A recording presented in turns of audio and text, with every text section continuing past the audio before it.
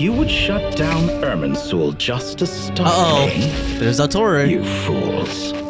I have all the time in the world. You got here pretty quickly. Oh man, but there's a barrier between us. Hello, traveler. It's been a while. I feel like I'm in prison getting visited by my wife or something. Damn. Hello there. In prison getting visited by my baby mama. If you hadn't deposited your personal belongings at Northland Bank, I would have no reason to be here right now. Regrator. Dark Baiju. Can we talk to these guys some more? Ah, fresh air. A wondrous feeling. Naturally. I have a sudden urge to stretch my legs. Can anyone recommend a suitable leisure activity? I might have had some recommendations for you were this the past, but here and now, for someone who has just left prison, there could be no greater joy than simply being outside of it at last. I could not agree more. Oh, man. Suck the jet. As I thought, the so-called 7 pillars of King Deshret are as underwhelming as ever. What do you mean? Not a fan of the boys' club?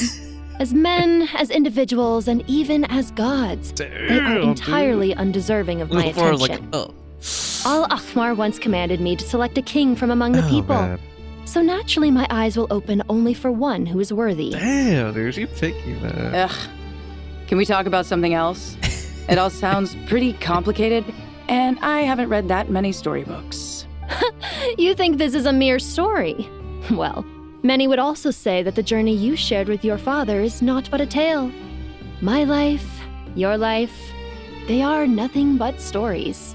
Little girl, it appears that you really have grown. In the past, you would have flown into a blind rage at my words, but now you are unperturbed. Oh, it's nothing. I just feel like you're right. Getting all pissed at someone for telling the truth is pointless. It only makes me look petty. This alone is proof enough of your growth. You're doing well, my dear girl. You're becoming ever stronger. Strong enough to defend the people and things you hold dear. You think so? I hope you're right. Lupar, she's like, none of these guys are good enough for me. Oh, there's not many good options here. They're all too ugly and dumb. Oh man, let's see what these guys say. You must be Sethos, the successor to the Temple of Silence. Hello. Yep. Hello. That's me. Nefer, right? That's what I heard the others calling you. Judging by your outfit, I'm guessing you come from the desert too? That's right. Started off in the desert, went to the rainforest, then went from there to Nodcry, where I work as an intel broker. Huh. Well, this is interesting. You don't seem to talk about yourself all that much. Yet here you are, volunteering your life story to me. However abridged. Maybe I'm looking to make some new friends. I like making friends too. I'm easier to talk to than Sino and a little more streetwise than Tainari. Which is why you came over this way, giving me the chance to strike up a conversation with you. Was I that obvious? I think you did fine. You were mindful of my attitude and hoped to lure me in through sentiment. Are they gonna get shipped? Lure you in isn't exactly how I'd put it. Damn, dude. I see it more as an invitation. Sethos on a cougar hunt, man. An invitation to what? Uh-oh. To put down your Oh, luggage. okay. Lay down your burdens. To return to your homeland. And be truly welcome Damn. in the place you once felt so estranged from. Come home, baby girl. Come home to where you belong. Right here with me in You're the a more desert. interesting heir to Bamun than I was expecting. Since you're familiar with my grandfather, I'll assume you're aware of our situation. I'd like to make friends with you. And I think you'd be a great asset to us. Just friends, huh? Not to mention the power you and I both hold. Originally belonged to the same organization. Aha. There we go. Now we're getting somewhere. She might be feeling Sethos, man. Damn, dude. Lucky guy, dude. Yeah, he has game, dude. Sethos has game. What about these guys? Do you hear that? Sounds like your teacher is scolding mine. Huh. Classic. Did you see her? She's a former Vahumana student who dropped out of the academia and went to Nodcry to work as an intel broker. There's more to her than meets the eye. How can you tell? Do the Matra have information on her? Some, but nothing telling. I'm basing it on the fact that she seems to be an expert liar. Yep. She can fool many with her words. Deceitful. A sixth sense for liars after investigating so many of them, I take it? Yep. What about you? What do you make of her? A little earlier, in the corner, I noticed she gave some supplies to Jet and had her deliver them to the main group. She's meticulous and highly observant. Besides, what was it you said? Making it to the top is no easy feat in any profession. Anyone who's at the top of their game has to have some sort of edge over others. It's true, but she's not the only one at the top of her game. I also am, and so are you. Sure, but what's to guarantee she won't overhear us talking about her? Don't worry, I have my methods. Sethos is distracting her. Ah, I see. So that's what that is. A distraction. Interesting. And what's your prize student doing? What else would he be doing? Whatever yours is. Why are these guys not voiced, dude? And Collei's with them, I suppose. These kids are rarely apart, are they? Our elders always said that your school days stay with you forever. This goes doubly so for Sumeru, where school days can be long indeed, wouldn't you say? Well, it does look like I'm immune, saddled as I am with you and Zaha Hadi. Oh, what's that? Tired of us already? And speaking of Zaha Hadi, she mentioned out of the blue how you doodle on your books while studying. Pfft, that's hardly all I used to do while hitting the books. She said that you once circled the name of the murderer in a detective novel, and that, just in case someone missed it, you even wrote, "The murderer is so-and-so" as a hint, on the title page no less. Okay, so we wrote a spoiler on the cover of a book. Did I now? I was always the creative type. Oh, laugh it up, would you? Young Cyrus really was a budding genius, wasn't he? Full of wild ideas, more like. And you're still very much that kid, you know. A living example of how your school days stick with you. As they have with you, you straight-laced prig. Damn, dude, prig. You know what? Let's leave it at that. Might as well bear with one another rather than to expect us to turn our lives around or something. Truth be told, you should probably keep an eye on Sino and his friends. We'll all need to tread more carefully than we used to. I will. Take care of yourself as well, alright? Don't let the pressure get to you. Prig. Wait a while. You must be the ones tasked by the Academia with renovating Aaru? That's right. Good afternoon. I'm Kaveh, and these two are Termezi and Naisaburi. Hey, I'll hate them! Come and introduce yourself! Termezi. We've met before. This is Thoth, the Ibis King, and everyone knows these two. Afternoon, gentlemen.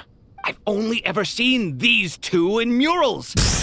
The paintings in the temple. They show us chatting, playing cards, playing chess. Precisely the activities we most enjoy, funnily enough. No, only you enjoy playing chess. We were just humoring you. I wouldn't go that far. Back to the matter at hand. A preliminary assessment by the Academia indicates that this project requires expertise in various disciplines, including the deciphering of ancient texts, mechanical engineering, the restoration of ancient ruins, and elemental theory. The most capable minds in their respective fields are here before you. If there are no objections, we'd like to begin our work. The artisans who built Aaru for Al-Ahmar gave their very lives to create this splendid work. Follow their example by giving your utmost devotion to this project. I didn't know that. We'll do our best, of course, but we certainly won't be sacrificing our lives. Such brazen words. Humans these days are a far cry from their ancestors. What little respect you show for King Deshret. No, that's not what he meant. Please don't mind him. He shares your sentiments, just not your, penchant for hyperbole. Assuming that's what you were going for? I just think it's important to manage expectations. Forgive my lack of courtesy. But we simply can't sacrifice our lives to the gods on completion of the project like people in the legends of old. Here's a first draft of the project proposal for your perusal. Please let us know if you have any requests. Normally, I'd have made it look a lot more visually appealing, but we were really pressed for time on this occasion. I hope you'll forgive me if it's a little rough around the edges. Naturally, naturally. If my fellow ministers deem this meager display of respect sufficient, I suppose I can consider agreeing to their proposal. Why are you so preoccupied with the ostentatious displays of respect to Al-Ahmar? We should be trying to make things easy for them. You never know. We might have to rely on these young people to look after us in our old age. Exactly. This is Aaru's mainframe. Be reminded to use it with great caution. We certainly will. Thank you for your assistance. You may attempt to lay out punishment should you so desire, though I'm afraid it would be futile. You and I both know that certain components of Aaru can only be operated by humans. King Deshret always believed in humanity. Still, the reason that Aaru's modules are designed that way is not so much because he trusted them, but more because he was wary of you. Is that true? No wonder human artisans helped to build Aaru then. He actually required human assistance to create his greatest work. Naturally. Have you noticed that the Goat King keeps giving superficial responses? It's like he's just going through the motions and leaving the real debate to his colleagues. He understands the art of perfunctory speech. That's what earned him his position as the Minister of Ministers. It seems the rumors about King Deshret being a poor judge of character are baseless after all. Excuse me for being blunt, but it sounds suspiciously like you're putting yourself on a pedestal and mocking me. You're mistaken. And while there's nothing strictly wrong with making every conversation about yourself, it's not exactly a positive tendency either. You? Whatever. I knew it'd be like this working with you. All right, let me past. I need to look at this console. It's your job to activate it after all. Let's begin. Everyone, please proceed with the external checks and preparations as per the procedures outlined in the engineering plan. All right.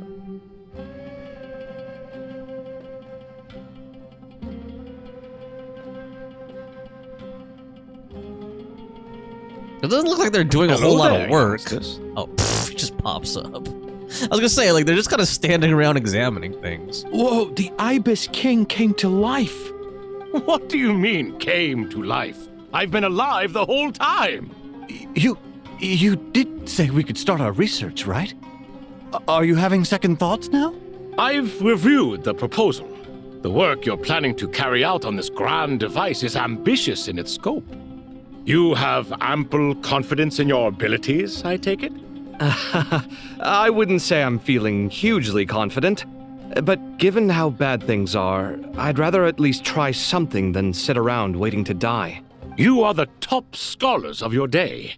I trust you are aware that there are countless links between Aaru and the Akasha? Aaru and the Akasha?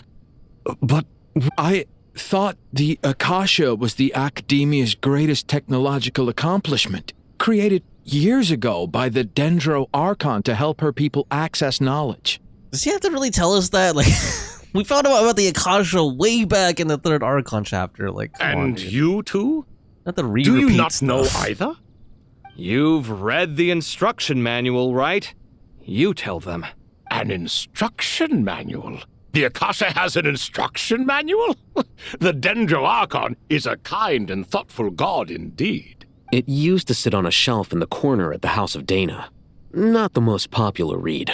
If the manual is to be believed, Aaru was in fact the original inspiration for the Akasha system. What? But there are so few records about Aaru anywhere. And practically none of the scientific expeditions into the desert had anything to do with it. Ah, but this is something you could not possibly have known. You may have heard many stories about the desert, but what is the most important aspect of history? Consider this a quiz. Anyone from Vahumana present? I'm from Vahumana. It's, well, veracity. Precisely. And a large part of veracity is the chronological order in which events occur.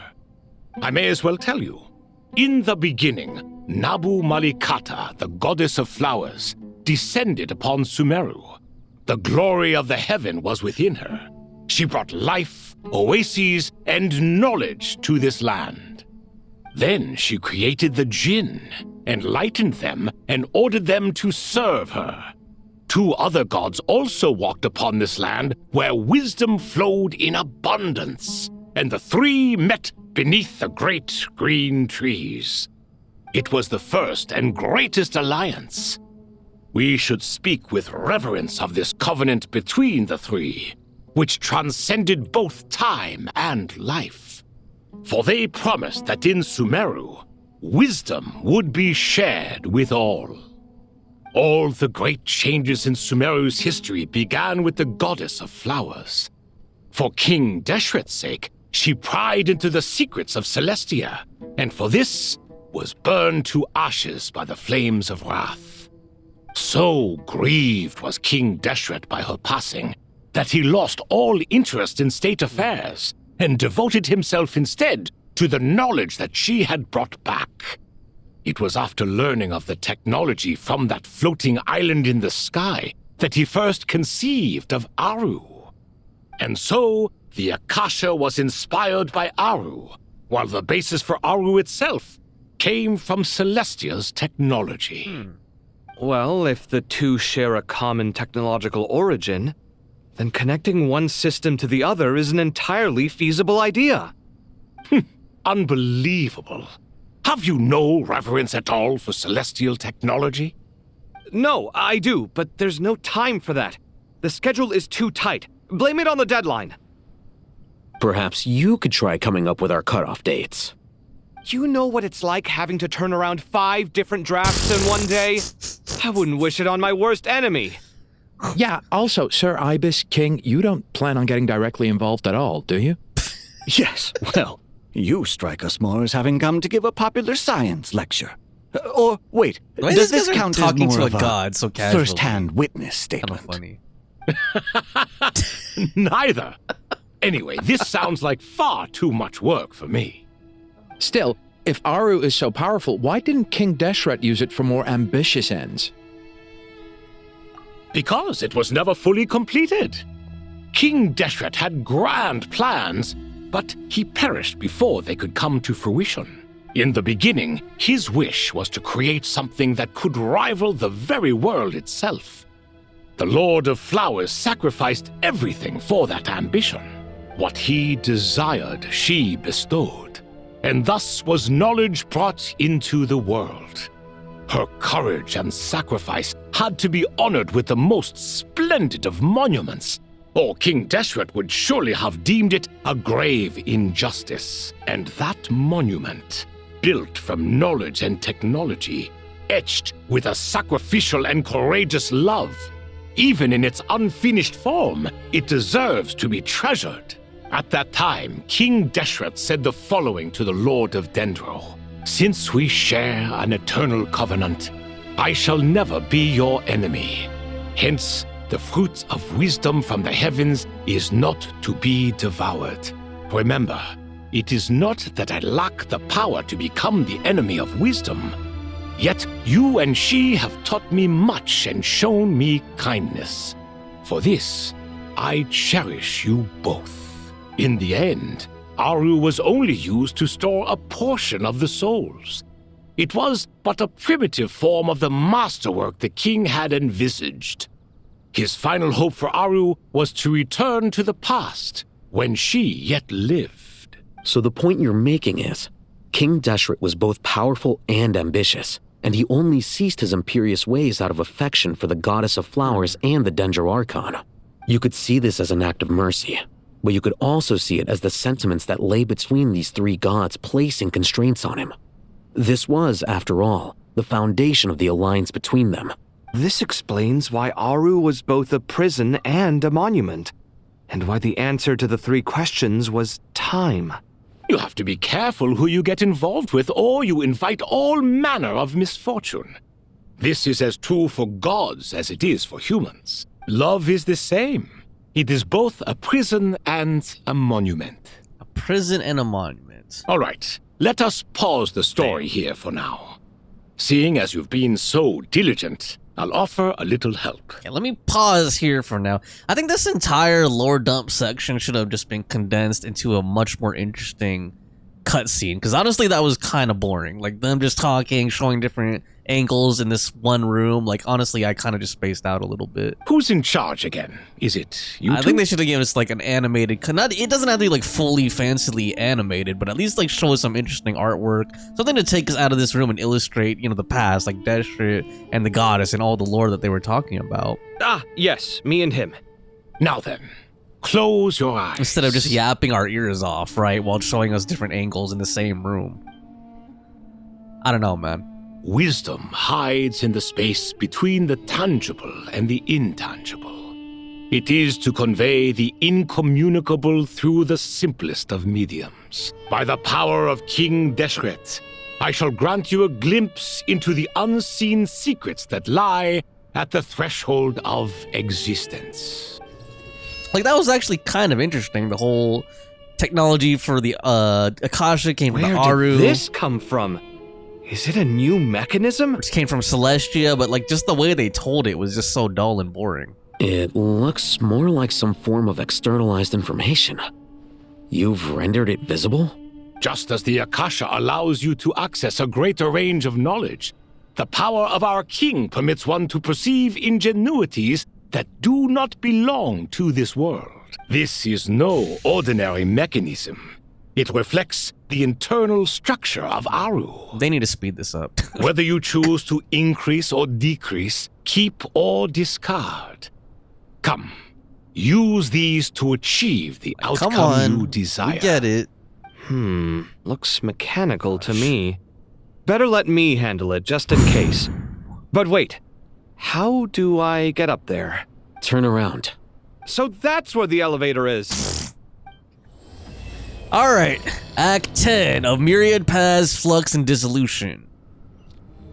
Release. Well, at least there's some gameplay, finally, after all that yapping, dude. Okay, here we go, and... okay, I have to figure this out. This is a puzzle. Rotate cell. Let me try rotating cell again. There we go. Okay, so now it goes into this thingy. And we can release it from here into that thingy. Everything here is just going to be called a thingy. I'm not even going to call it a mechanism. Oh, now an obelisk appeared. Obelisks were used to record important information in the ancient desert civilization. Hey, Alhaitham, there's some writing here I'll need you to decipher. I've sent it to your screen.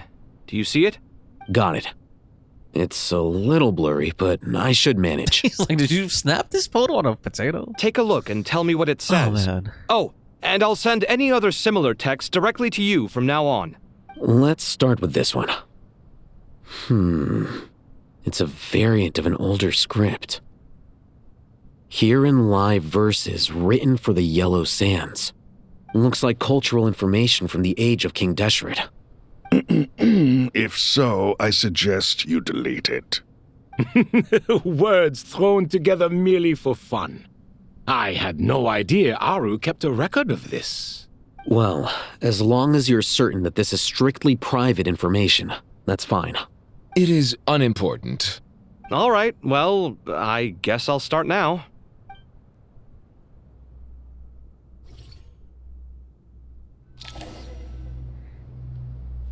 Okay. Gotta release that into there. Rotate cell. There we go.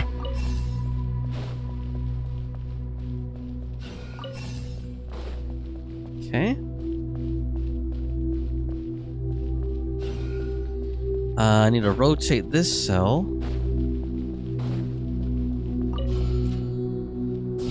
There we go. Now we can go there. And we unlock the next phase. Another obelisk. Found some more. Sending them over to you now. These are all reports about the Gurubad conflict. Can we delete them? I'd say so. Most of this information has already been archived anyway. What if there are details in there that Vahumana missed? What are we supposed to do if they come after us in the future? They'll just have to live with it.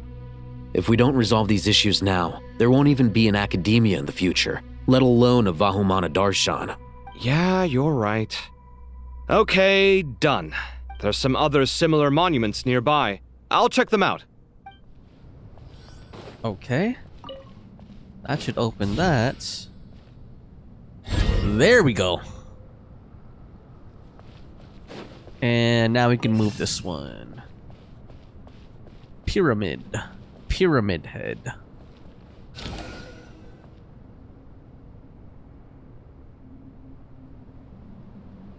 Another monument. Hold on.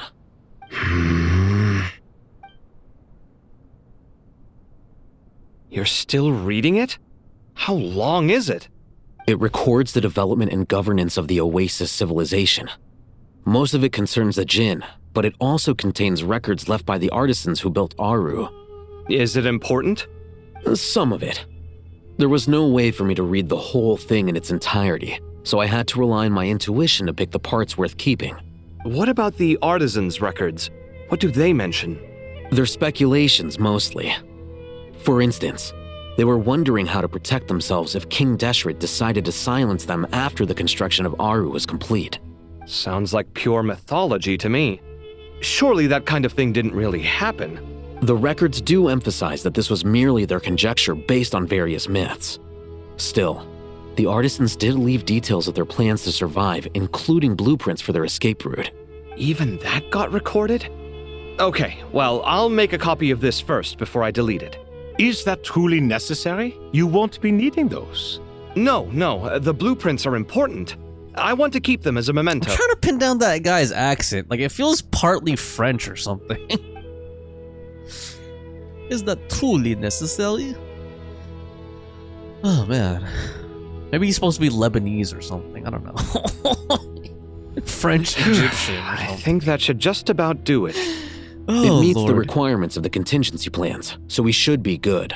I gotta say, it's the strangest feeling, this cross between reality and the intangible. It's like drifting between life and death, or in and out of a dream, using my own hands to manipulate illusions that are forever out of reach. Chasing dreams in the most literal sense. Definitely a novel experience. What happens if my spirit just floats away? That won't happen. Anyway, I wouldn't celebrate just yet if I were you. There's likely to be a phase 2 of this project. All right. I'd better keep my wits about me then.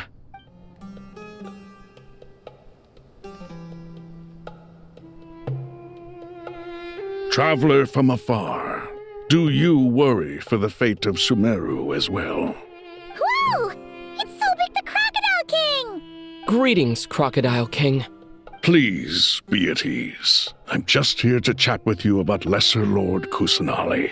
Sounds like you really care about her. Yes, although to be exact, it is a mixture of both concern and curiosity that I feel. Speaking of Nahida, Paimon was wondering how she's doing. Wait a moment. What is it? I tried calling out to Apep, but there was no response. This can only mean that she is focusing all her energy on taking care of Lesser Lord Kusanali. All the gods who served King Deshret seemed super surprised to hear that Apep agreed to help Nahida. Guessing she made a bad impression on you or something. Are you aware of the history between her and our king? Yes, but let's say we're not.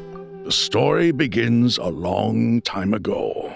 Al-Ahmar was always a wishful thinker where the Dendro dragon was concerned. Without consulting her, he decided to list her among the 7 pillars and declared his own power to be far superior to hers. That was when our king was at the height of his power. Ibis Goti and I were no match for him. and so we chose to submit and serve as his ministers. But not Apep. No, she never thought much of him. I like how he always calls him Goaty. To Apep, Al-Akhmar's pride and sense of superiority were nothing but ignorance and hubris. In fact, they fought numerous times, but usually the battle ended in a draw. In the end, King Deshret coveted the power of Celestia, only to end up corrupted by knowledge. His final act was to trick the dragon into swallowing him whole, leaving her to bear the torment of his sins. The Dendro Dragon stands for the glory of a bygone era. She hated Al-Akhmar and what he represented. All the gods, all the power they wielded. And so, her willingness to help the Dendro Archon through this crisis comes as a great surprise indeed. It makes one wonder whether, perhaps, the Dendro Archon assisted her in the past. Yep, Nahida did her a huge favor. You tell Sobek about how Nahida helped to free Apep from her suffering. So Lesser Lord Kusanali put an end to the Dendro Dragon's many long years of torment. As much as she loathes the Seven, Apep knows kindness when she sees it. No wonder she was willing to make an exception. Yeah, that's the sense we got from dealing with her too. She is not incapable of coexisting with other living things. Rather, she actively chooses to avoid coexistence. And this despite the fact that she symbolizes life itself. How ironic. All of this being said, I wouldn't expect too much from her if I were you. Nothing will change her hatred towards humanity and gods. We'll keep that in mind. Anyway, how much longer do you think Nahida needs to stay with Apep? Maybe we should go and pick her up? For all we know, the Fatui might still be in the desert. Just to be on the safe side, why don't we grab anyone who isn't busy right now and go look for her? I'm alright, Paimon. Oh. Huh? Was She's that here? Nahida's voice? It seems the treatment was effective. Dude. Since when do my deeds require your evaluation? Oh, Apep's here too. Here will do just fine. I had no intention of taking you any further. One ought not expect greater generosity than they have earned. You always hide your kindness away like an oasis within a sandstorm. Only those who make it through the swirling winds can know just how beautiful that oasis is, and how much hope it brings. You dare appraise my being? No, I'm expressing my gratitude. I want to thank you for sharing your precious life force with me. Apep can't have anyone know how nice, how kind she actually is. Awake already? You are more resilient than I thought. Apep, I feel much better. Thank you. Gods and their gratitude mean little to me. I would rather you give me your assurance that the situation with Irminsul and Sumeru's ley lines will be competently managed. If I suffer any ill effects from the ley lines, you, as the god of this land, will be held responsible. And you would not enjoy being held to account by me. I understand what you require, but I would assume this task even if you did not demand it. Sumeru is my responsibility. I must resume my duties as soon as possible. A farcical notion. God of Sumeru, I hope you realize how unextraordinary your strength is. And yet, maybe it is precisely what defines me. A god of wisdom is not meant to rule by force. Then hold steady. We go forth. Well, I'll be. Is that Apep? Do my eyes deceive me? Of all places, the Dendro Dragon has decided to visit the mausoleum of King Deshret? I see that after all this time, Al-Akhmar's menagerie of ministers remain as vile as ever. It's a pleasure, Dendro Dragon. Had you arrived but a little sooner, you might have attended a meeting of the Seven Pillars. What a nauseating thought. You are not the first insects I have had the displeasure of dealing with today. A swarm of them tugged on my tail on my way over. Goodness knows what hovels they crawled from. Why do all the creatures of this world remain so lowly after all this time? What did you do with them? I cast them away. What would you have me do? Keep them as trinkets? Booer, this is where we shall part ways. To be clear, I do not wish to see you or anyone else here ever again, unless absolutely necessary. Then I wish you peace as you return to your dwelling place. Thank you for helping, Nahida. It matters not to me. Simply refrain from bothering me again. A force to be reckoned with. At times like this, I feel glad that she has no interest in any of this. Hold on, just hold on, okay? Who's this? We're almost there. Oh, this thingy. I forgot their name. We From the made voice it. of Sarush. Yes, Sarush. Huh? Wait, that voice! It's... Uh-oh, I'm gonna fall! God, I remember controlling them in that area of the desert where you explore and do the puzzles with them. Jeez, man. That was a long time ago now. Before Fontaine. I've got you. Well, that's a relief. A pair of safe hands indeed. The Dendro Archon's familiars. They are the last thing I expected to see here. Huh? Wait, what are the Aranara doing here? Don't you guys hate the desert? Obviously I was worried about the Dendro Archon. I've been supporting them with my Pari powers the whole way here. Oh, you seem pretty nervous. Is it because there are too many people around? Did we hear Sarush's voice before? Because I don't remember them being voiced, like when we were exploring that area. Not just people. It's all these non-human beings, too. It's hard on them. I can't believe you made such a long and dangerous journey just for my sake. I appreciate your support so much. Thank you all. I'll have to ask everyone to wait while I help our new arrival settle in. Once I'm done, I'll gather everyone to discuss our next steps. Traveler, Paimon, shall we find a place for our friends to stay? Sure. Awesome! Let's go! Well, first I have some questions. You answer Nahida's questions, bringing her up to speed on everything that has happened. Okay, I think that covers everything. Thank you. We can get going now. I noticed they're not using the black screen as much. They did that twice already, where it was just like the subtitles are just at the bottom of the screen. Interesting. I wonder if they're moving away from the black screen. So there's all the Aranara and Sarush.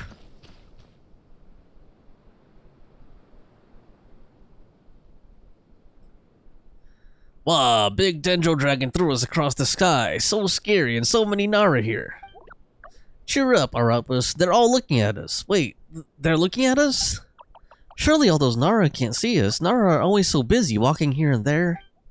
Hide! Don't let the Nara catch us. They can have the pot, but wait, no, the Nara can't take the pot. My sister said I have to look after it. The Nara are coming. Hello, everyone. It's only us. I wish these guys had actual voices. Oh, Lord of Dendro, Nara Eric, and White Floaty. Lord of Dendro, Nara Eric, Paimon, it's been a long time. It must be very tough for you coming all the way out here, especially since you don't like the Valuka. Is everyone back in Vanarana doing well? A Valuka is sand. Araha is a Vasara tree. Vasara trees protect Vanarana, so that means Araha is protecting Vanarana. Don't worry, everyone who stayed behind will do their best to protect their home, and we'll all do our part too.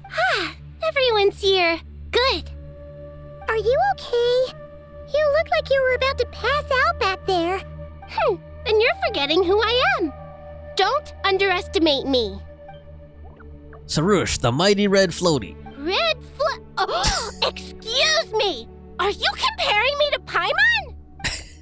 Well, Arari-isan thinks that suits you. I suppose everyone is gathered here because of me. As we can see, the situation is critical, and everyone is very busy with their various tasks, so...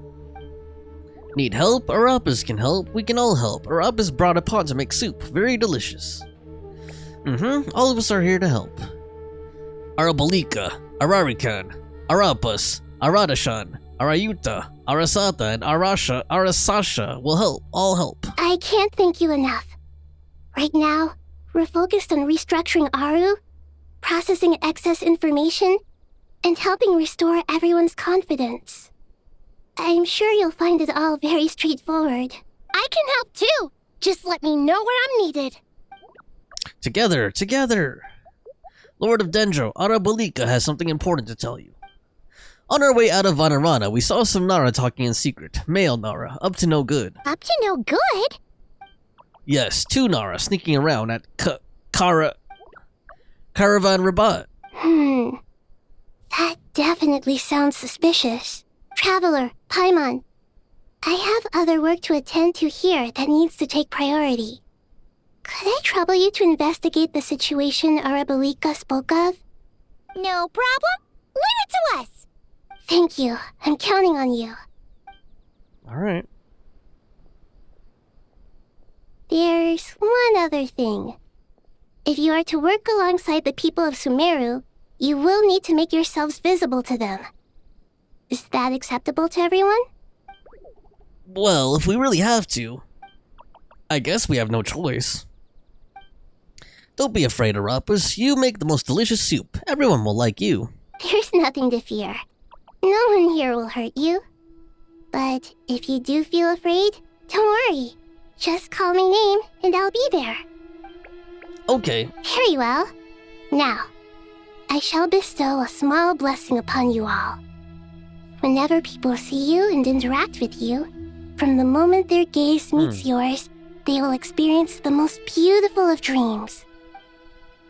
Nahida gently raises her hand. You don't know what she did, but you feel a wonderful presence like something out of a lovely dream indeed.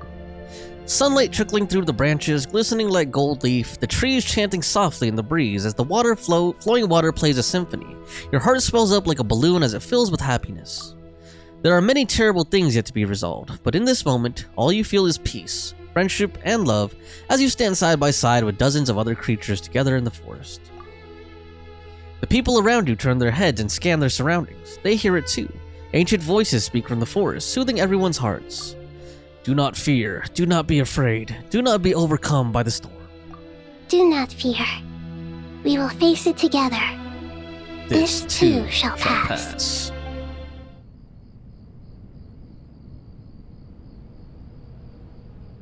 Ah, everyone's here. Wonderful. Dendro Archon, you're back. Are you recovering all right? You mustn't push yourself too hard. I'm doing very well. Thank you for your concern. The scholars update Nahida on the progress of Aaru's renovation. I see. Using the power of Aaru to reboot the Akasha and gain access to Irminsul. It's a sound plan, although I regret to be the bearer of bad news. But with the state that Irminsul is currently in, it's impossible to access via traditional means. Even the Akasha won't change that. Alas, we had feared this may be the case. What about non-traditional means? Non-traditional means? Are you saying... Desperate times call for new measures.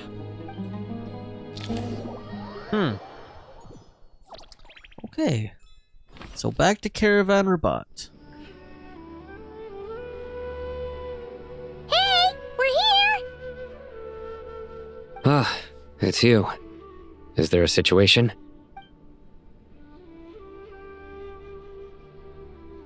The Aranara have good intuition when it comes to people. In other words, there may well be a traitor among us. Given everything that's going on, I'd be more surprised if there wasn't. Miss Nefer, as a professional intelligence broker, I trust you have a solution? Not one that I'm willing to volunteer. What's in it for me? Let's say I'll treat this as a pilot project aimed at expanding your intelligence operations. Whatever business you're in, an avenue to demonstrate your abilities could never hurt. I like the sound of that. Glad we're on the same page. Given that you rarely set foot in Sumeru, practically no one at Caravan Rabat knows who you are. I take it you've read the files on everyone in the area? Yes. I also skimmed the list of evacuees, and am more or less up to date on where everyone stands. Any initial suspects? Limiting the scopes to males whose recent activity could be viewed as suspicious. I've identified 3 names. Who are they? The Aranara saw 2 people talking, but currently we only have 1 suspect. The other person was probably just a messenger, and in all likelihood has already left Caravan Rebat. Was one of them a guy wearing all black? Everyone is heading for the desert per the evacuation order. Anyone willing to turn back at this stage is almost certainly with the Fatui. There's no way it was a spur-of-the-moment decision to act at a time like this. This spy must have been planted long ago. We need to smoke him out from wherever he's hiding. Sounds like you have the beginnings of a plan. Sino and Nefer quickly exchange intel and narrow down the relevant information. I see. Your suspicions are well-founded. I'd be watching him too if I were you. So far, we still lack solid evidence that he's been bribed. He hasn't made any recent purchases that would indicate he came into some cash. Then let's get closer to him to confirm before we make our move. I can handle it. I'm not based in Sumeru, so barely anyone at Caravan Rebat knows who I am. And you're certain you've never encountered this person in Nodcry? I'm certain. Besides, it's extremely rare for me to have had any direct contact with Sumeru mercenaries besides Jet. There's no way he could have seen my face before. Sino, stay out of sight and wait for my signal. If he raises any red flags, I'll bring him toward the main road. Understood. I'll take it from there. Excellent. Well, it's a pleasure working with you. Okay, is that the suspicious dude right there? Hold on. Looks normal to me. Oh. Darker skin, Damn. scars, frequents the desert, and has ample combat experience. Did Nefer just racially profile this guy? She was like, darker skin. Nothing unusual about how man. he dresses or acts. What's that he's looking at? A coin. Interesting. Could that be how his contact paid him? Conveniently discreet for someone trying to hide any unexplained income. And yet it could be highly valuable. Sorry to bother you. Has everyone here already left? I don't suppose you happen to see a lady wearing a hat? Ma'am, what are you doing in Caravan Rebat all by yourself? The main group evacuated some time ago. Didn't you pass them on the road? My friend and I lost some of our cargo along the way. I didn't want to miss out on potential business, so I told her to go on ahead and meet the client while I retraced our steps. I didn't think it would be so late by the time I found it. And then there was a terrible sandstorm. I guess I must have taken a wrong turn, because I didn't see any large groups on my way here. Forgive me for asking, but just to be on the safe side, could you describe this friend of yours? Sure. She has blonde hair, and she was wearing a hat and a white dress. You'd definitely know if you'd seen her. I like her fake voice, like sounding fake worried. Yes, I think that does ring a bell. My apologies. During this exceptional time, the Core of 30 are under orders to be extra cautious when dealing with unknown people, whoever they might be. I understand. Well, sir, is there anything else you need to know? If not, I'd better try and catch up with them. Hey, wait! What? They left a good while ago now. You'll never catch up with them on your own. Why don't I give you a ride? I'm here to collect the last few people anyway. We have plenty of carts, so one more won't be a problem. That would be amazing. Traveling with a group will be much safer. I'll have to pay you for your trouble.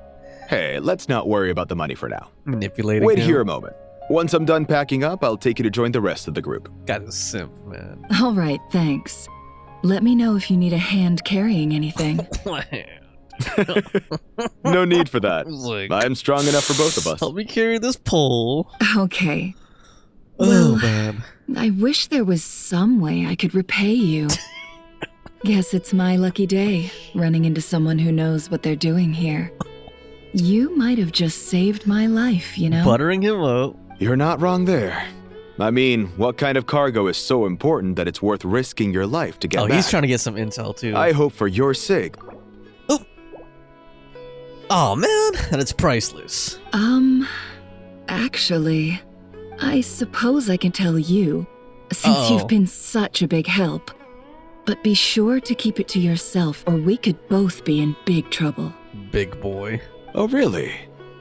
Sounds mysterious. She kept saying big. We're in the antiques business. You understand?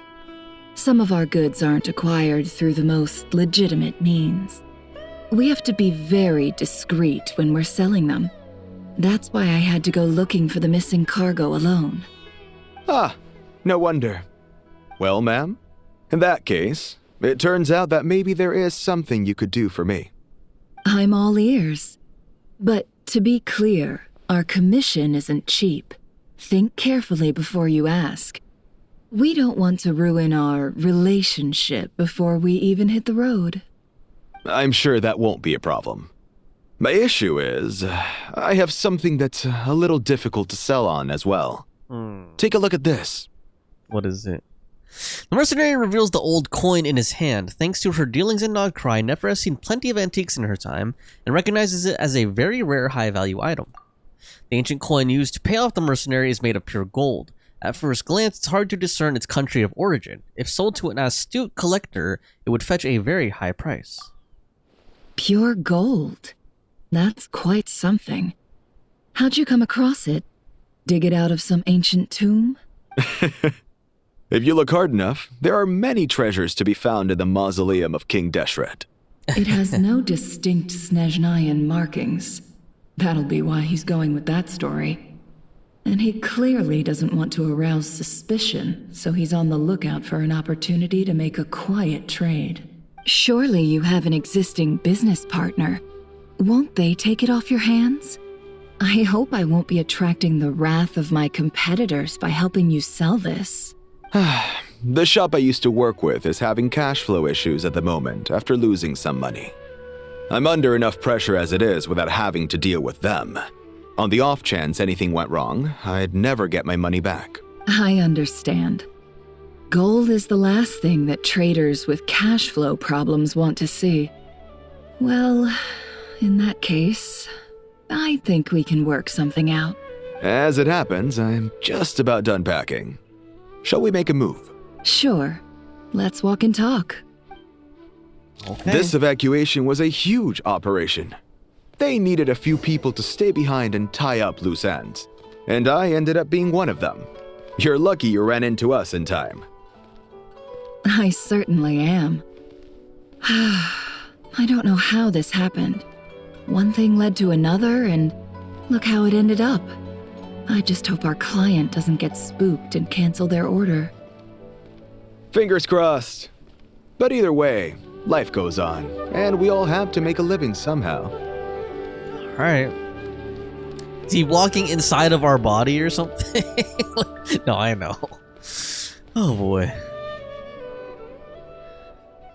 There he is. Oh. Ambush. Hands where I can see them. Got you.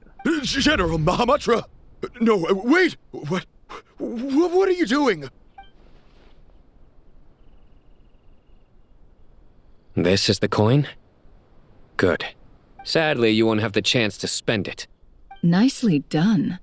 Looks like Sumeru's Matra are a well-oiled machine nowadays. Unmarked gold coins are quite difficult to trace. Thanks to you, we have secured the evidence. Here's what's gonna happen. Sino nods to the group and then turns and leaves with the suspect. Before long, he returns with the intel he got out of the suspect.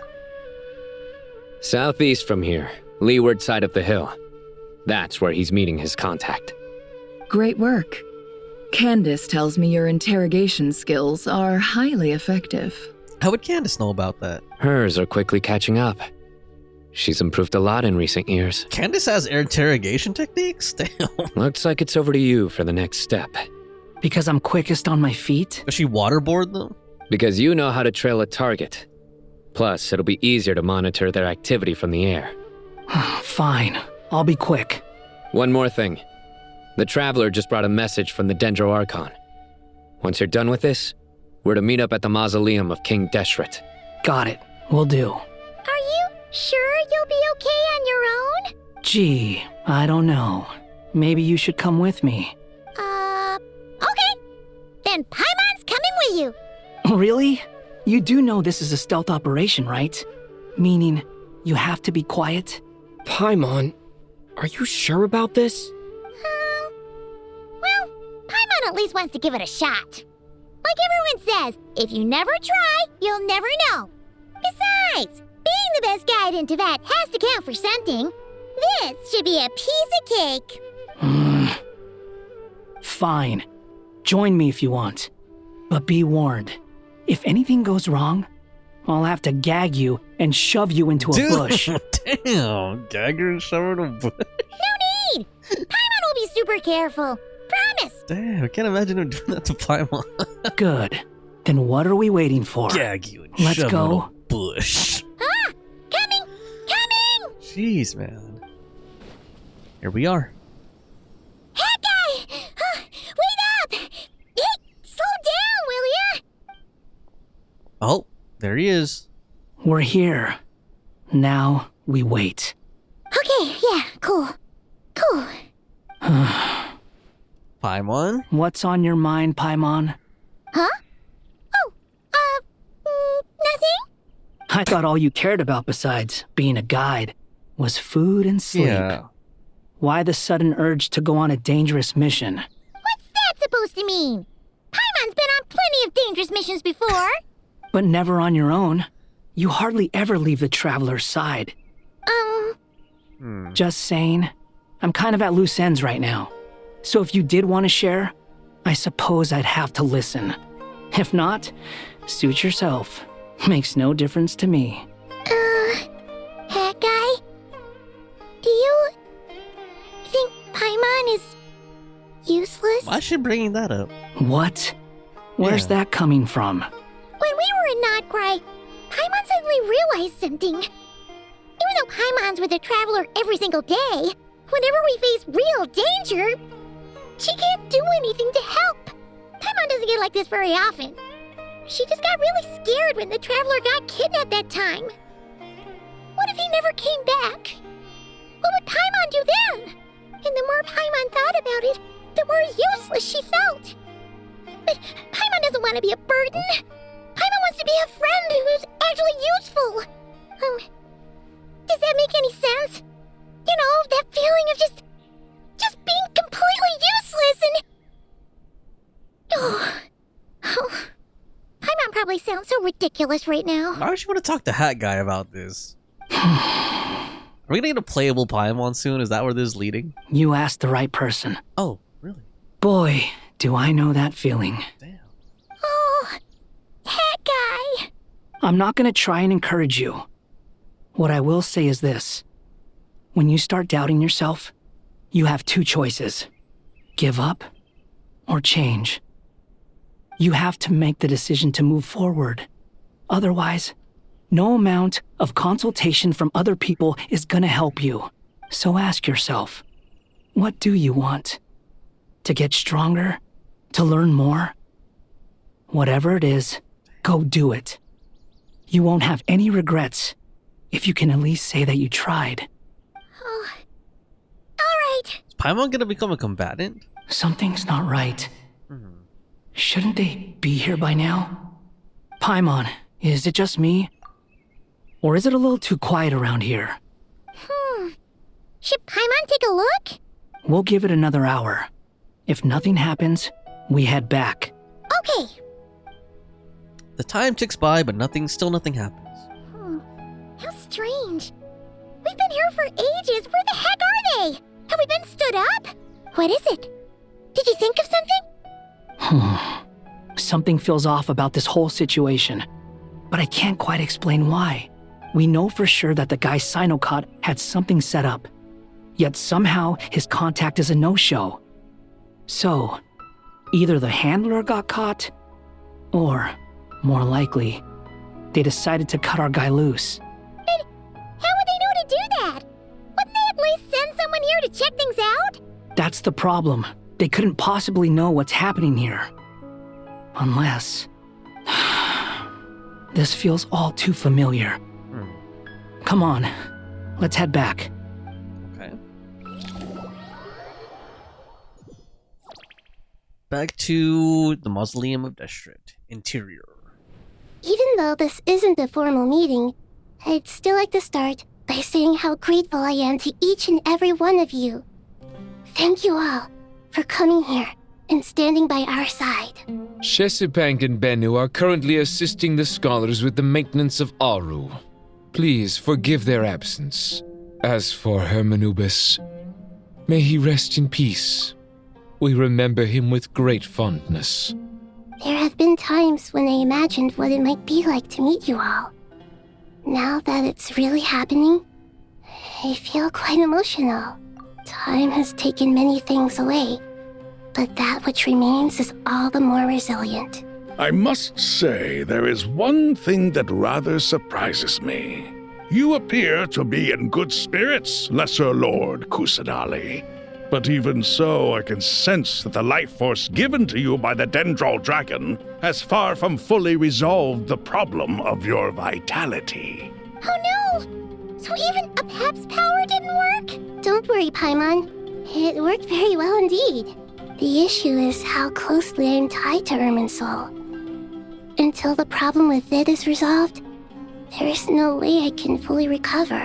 Sumeru has undergone tremendous changes during your absence. When gods pass away, inevitably, people's faith in them grows weaker. You must have sensed it already. Your power is not what it once was. Regrettably, this is true. I too have grown weaker due to the effects of Irminsul. Right now, we're all in quite a sorry state. Then what do you suggest? We take all the help we can get. Sumeru is our shared Meaning home. what? You and I, gods and humans alike. We must unite all our strength in this moment. Though Al-Ahmar is no longer with us, the alliance between the three gods remains in force. Regardless, as subjects of our king, we have a responsibility to support Sumeru through this catastrophe. Not to mention that it was the people of Sumeru who released us from this prison of Aaru. Times have changed, and the people of today possess greater wisdom than those of the past. You really know how to give a rousing speech, Koti.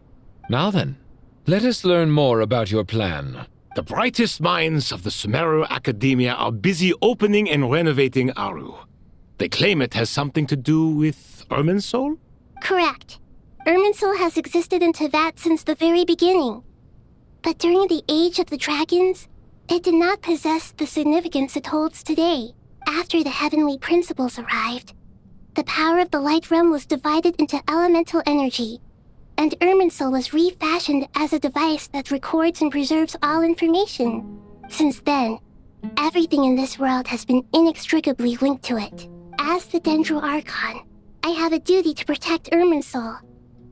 To Sumeru, it is both a national treasure and undeniably a major threat. Teyvat has seen many upheavals in the last few years. The most recent of these was a major crisis in Notcry, which forced Sumeru to be even more vigilant than usual. I made sure to monitor all the pathways through which an outsider could potentially transmit themselves into Irminsul. But despite my efforts, a major problem still arose within. I still believe that someone has actively invaded Irminsul.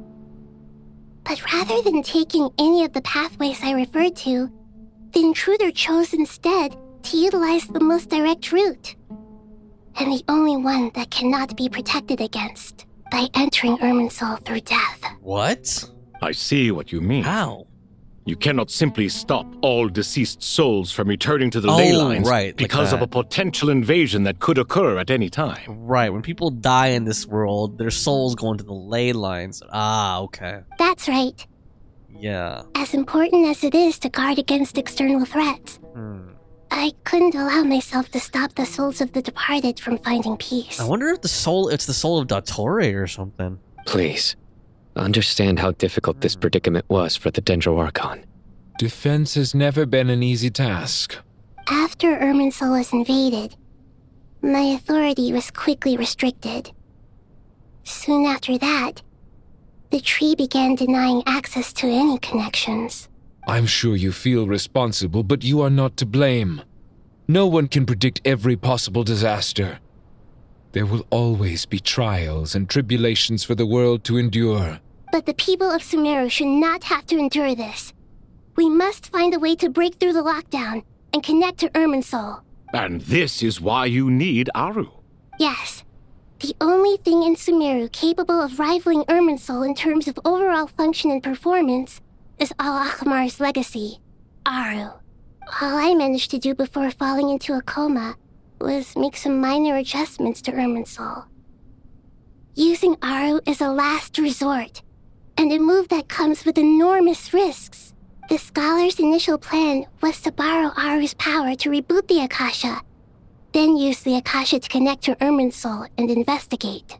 Unfortunately, Irminsul has suffered far greater damage than they first thought, rendering that plan futile. To rise to the challenge, we had to resort to more extreme and far costlier means. This has led to a number of new contingency plans. To reclaim Irminsul, our brightest scholars have made further modifications to Aaru with multiple goals in mind. I thank you all for giving them your blessing in this endeavor. Human wisdom has clearly improved over the millennia. You have not only our support, but that of the Jinn, the Aranara, and the Pari. Together, we will do everything in our power to save Irminsul. By the way, when you spoke earlier of an intruder, it almost sounded as if you knew who you were dealing with and what they were capable of. Well, since you asked... Does she know who it is? Oh! Shaking. Right before she was gonna tell us. Whoa! Whoa! What the heck? Is it a massive tree? Oh! Did Irminsul grow further? What of myriad paths, flux, and dissolution? Damn. And it burned. Wow. So did a second Irminsul tree sprout out, or what? Or did the original one just grow bigger? Her eyes are like... Shinori! What is that? Her eyes were like shaking, like shivering. Is this... quivering? Irminsul? How did this happen?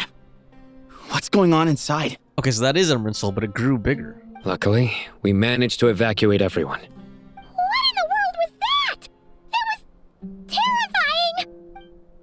Nahida, so this is the catastrophe she's been fighting all this time? Oh my. I understand now, Dendro Archon. You make yourself quite clear indeed. Not once over the millennia has Irminsul been so terribly afflicted as this. So this is a bad thing? Please continue, Dendro Archon. Irminsul's root system is what comprises the ley lines. In the past, it has always been hidden away, going unseen by the general populace. But now, an evil intruder is making it reveal itself. It has become a tree of unbridled greed. A clear sign that a deranged experiment has advanced to a new stage. Experiments? Well, we know Dottore liked doing experiments.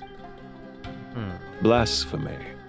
From where I stand, an experiment in the name of blasphemy sounds rather improper. But if we are to honor Dottore's will, this is what we must do. The birth of this tree proves to me beyond doubt that this incident is connected to him. But to explain the situation in full, there is someone I need to tell you about. Who? In the most concise and precise language possible, Nahida explains what she knows about the second of the Fatui Harbingers, the Doctor. His true name is Zandik, and his crimes are beyond all reckoning. Zandik. Zandik. So it was him. I saw him in the desert once. A man of supreme arrogance. So this is where it has taken him. But didn't Dottore die and not cry? How is he still able to do all this? Because his soul's in the ley lines. He must still have loyal followers amongst the Fatui. Never mind. Even so, I'm still unclear as to how he has been able to wield such a profound influence over Irminsul. I can confirm that Fatui forces have arrived in Sumeru City. Uh-oh. Furthermore, Irminsul seems to be undergoing some kind of mutation. Evil branches are beginning to grow. Things that do not belong to this world are slowly but surely materializing. Sorry, I couldn't think of any other word to describe it. They don't seem to be fully formed physical entities yet, after all, but they are gradually becoming real. A baleful tree climbing up into the heavens. Speaking of Dottore, I have some information on that front as well. Wanderer recounts how he and Paimon went to the meeting spot, only to find no one waiting for them. I didn't think it was wise to state this out in the open. But my theory is, the mole wasn't cut off after he was caught. They wrote him off from the beginning. You mean, the Fatui never intended to follow through with him? Then why plant a mole at all?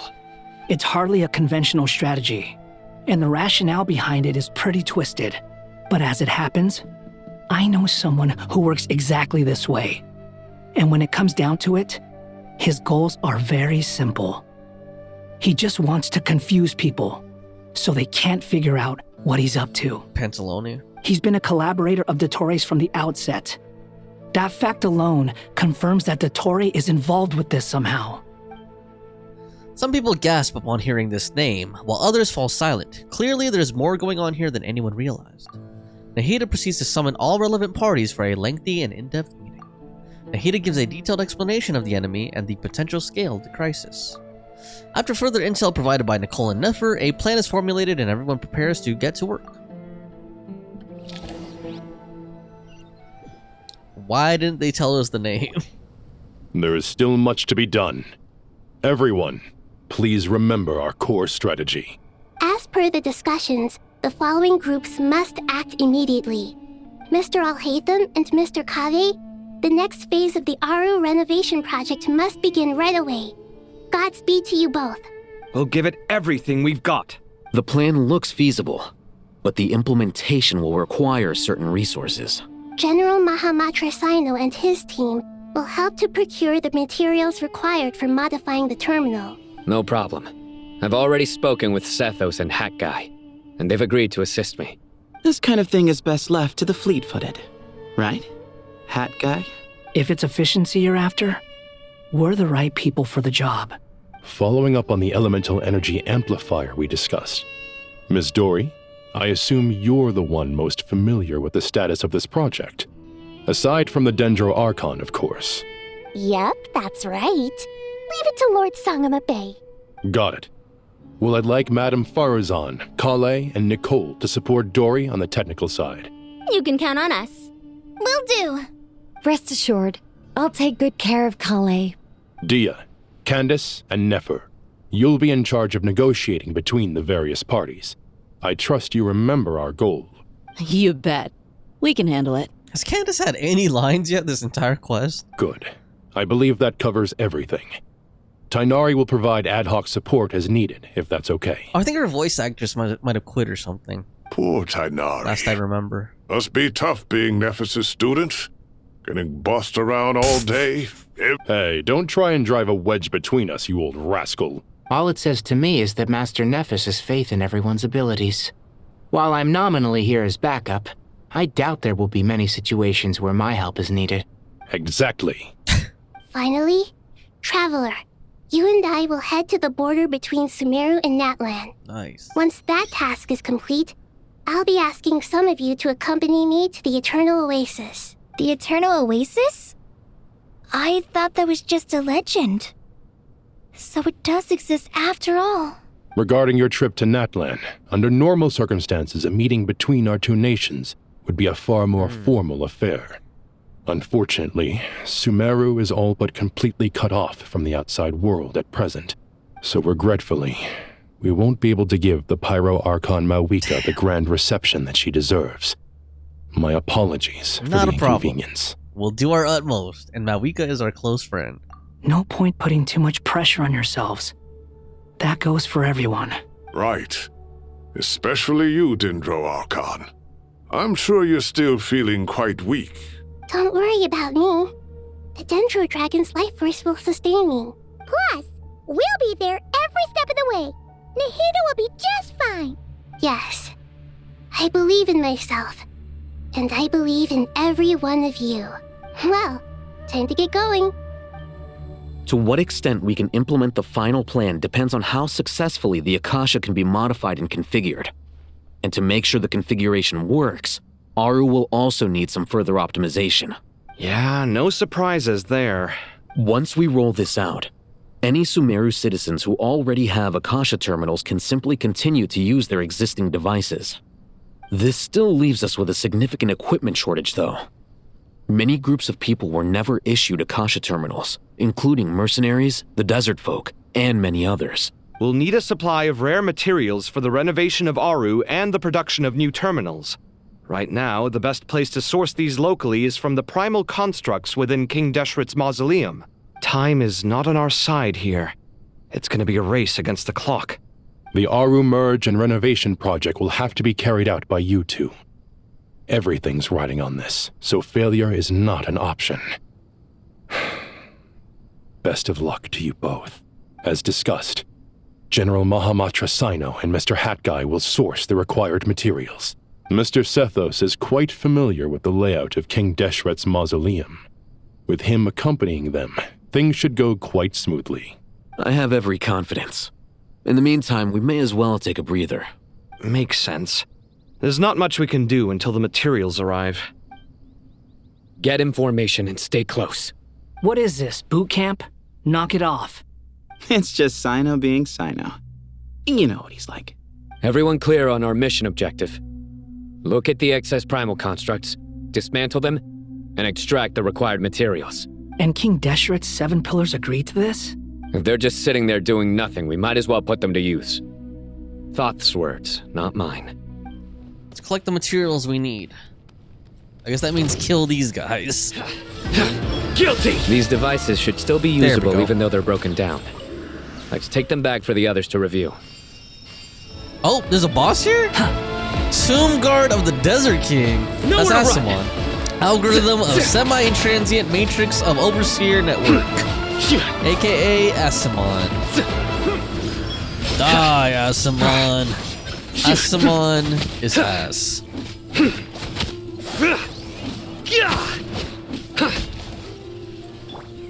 Got him. How many do we need again? Enough to make an Akasha terminal for everyone who doesn't own one. I remember you telling me how revolutionary these Akasha terminals were. You've used one before, right?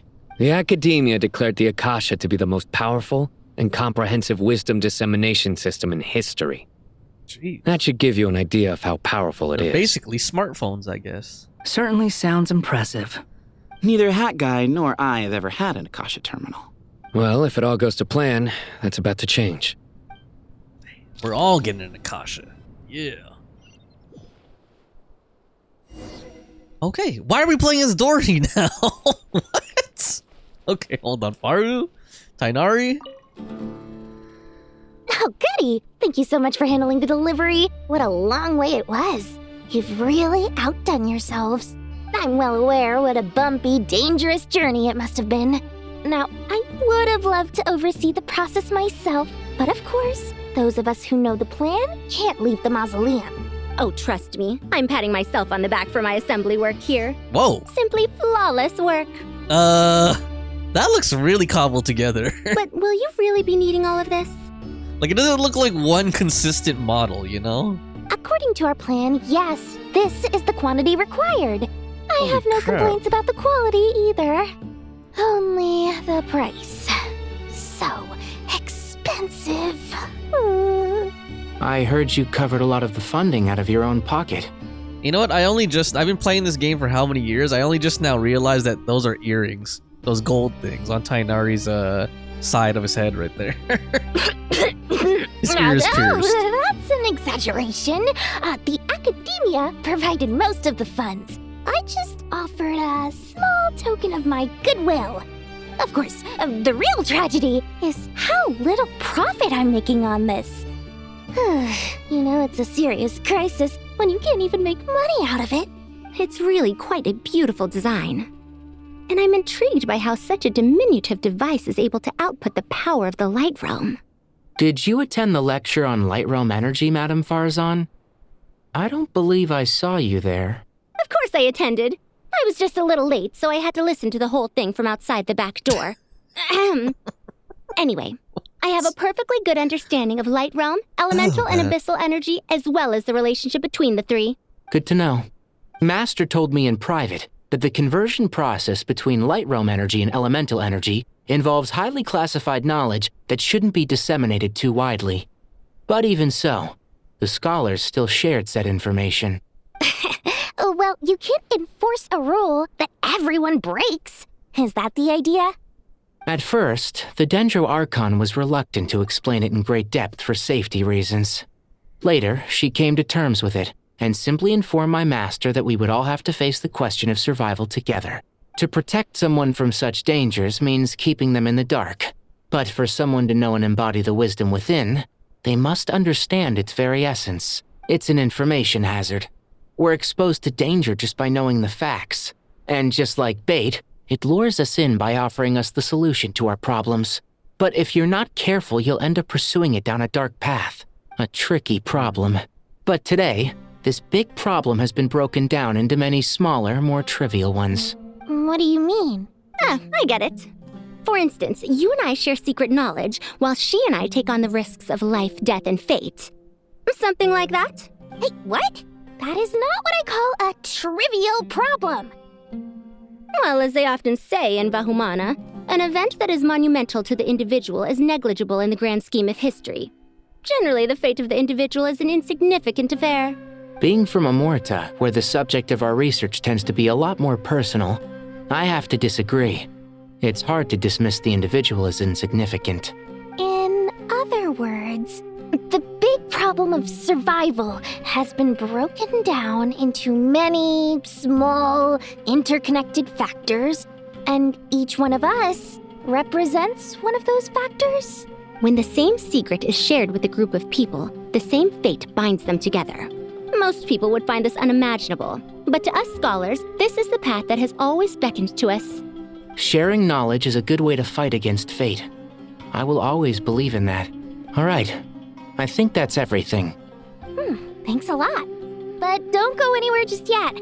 I'll still be needing you to calibrate the equipment. Okay, the materials are ready. We can proceed with the next phase. I'll hate them. How are you getting along? Most of the information in Aaru is written in ancient desert scripts. Some of this is written in a tribal language, while other parts seem to be a variant of an Oasis script, based on the glyph forms. I like how those things are like their Discord or something. Or Slack. Not lost to history, I hope. Some are. It's like their chat window. All we can do is infer the meaning based on the rules of related languages. But they're like doing like voice chat. Although, this section actually fills in some of the missing historical record. I'm transcribing it so we can bring it back to the academia. The funny thing is they're not even that far apart from each other in this room. Like, they could probably hear each other. After Aaru started up, 2 more lines of text appeared here. Can you read them? Humans may not read what is written by the gods, except by not reading. Victory should not be easy to attain, for it symbolizes divine wisdom. Knowledge must not waver, for it has external borders. Although I guess they're using them to like visualize the diagram together too. Is this a clue to solving a puzzle? Or is it being symbolic? Kind of like sharing screen, you know? You can't read it unless you don't read it. Victory is wisdom. Knowledge is confined by borders. Wait, I think I've got it. It's a metaphor, isn't it? It's talking about a chessboard.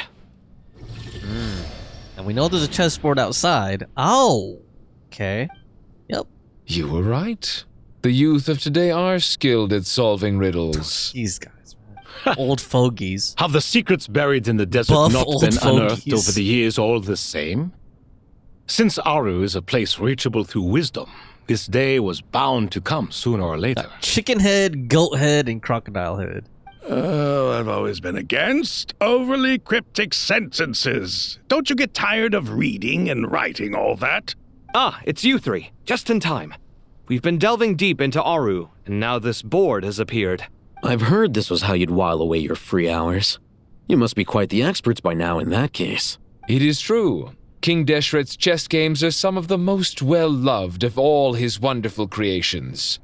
If you have ever been to Safhe Shatranj, you may well be familiar with the chess pieces you see here. Is this chessboard supposed to be another visualization of the interior of Aaru, then? Naturally. Visitors, everything is ready. Only by completing the challenge on the board in accordance with the rules will you be permitted to We have to do a overwrite chess Aaru. challenge? Oh, crap. 1 second. It's not dangerous, is it? Dangerous? Why, yes, of course. Dangerous? Why, yes, of course. I should be the one to go, then. Wait for me here. Why? Sounds like the self-confidence of our present company has rubbed off on you. Why should he be the one to handle the danger? Don't be ridiculous. I'm your upperclassman, and that means I have to look out for you. Even though he's a 4-star. I appreciate the sentiment, but a game of chess typically requires 2 players. Uh-oh, it takes 2 to tango. Besides, I'm sure they won't let things get out of hand. Keeping things relatively safe is in your best interest too, isn't it? Fair enough. I mean, you guys are controlling the difficulty, so please don't go too hard on us, all right? Ah, but Bennu said he wanted to put some respect into these whippersnappers. All right, all right. Thank you. Obviously, we'll still try to be careful. This doesn't seem like ordinary chess. Is the goal to defeat the opponent? No, you must enter the board and pass the trials we have placed there. Ready? Let's do it. The first trial is posed by me. Okay. I don't think this is gonna stop us. All right. Ah, but the key to this game lies in working together. Otherwise, you will be deemed to have broken the rules. Okay. Looks like it's up to me. Marak, can you open it? King Deshret's favorite primal construct. Actually, living on in suitcase form, of all things. we Amusing. need both of them to make it there. Oh, excellent work. Ah, okay, so Kaveh can move those, then Al-Haytham can activate these thingies, right? There we go, and make them passable. So now he can go there, and now Kaveh can go here. That should be game for that challenge. Okay, that's kind of fun, actually. Now is the time for my trial. Now, don't be nervous. I'll make it nice and easy for you. Okay. Really? Thanks in advance. We appreciate it. This music is kind of reminding me of Diablo for some reason. Like the guitar, like the... Oh, man. There we go. Perfect. Now there. Now, we'll move with him. And we got it. Cool. Ibis King, don't you think this all rather inappropriate? You may as well be handing them victory on a silver platter. Do not expect me to follow your lead. Ha! Suit yourself. Okay, guys. Strange time to catch up on sleep. We finally got this. I'm not sleeping, I'm thinking. I'm not sleeping, It's not that dude. simple, you know. I'm not sleeping. There we go. I'm thinking. I agree with Kaveh. I wasn't sleeping, guys. I was just thinking. Finally. Got it. I didn't lower the difficulty either. Woo! Done. Finally. It's over.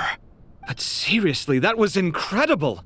Standing on the chessboard felt completely different from standing on solid ground. And also... Oh, sorry. I'll save my thoughts for later. Thanks to the three of you for helping us out with this. Is it just me, or were you giving us quite a lot of guidance along the way?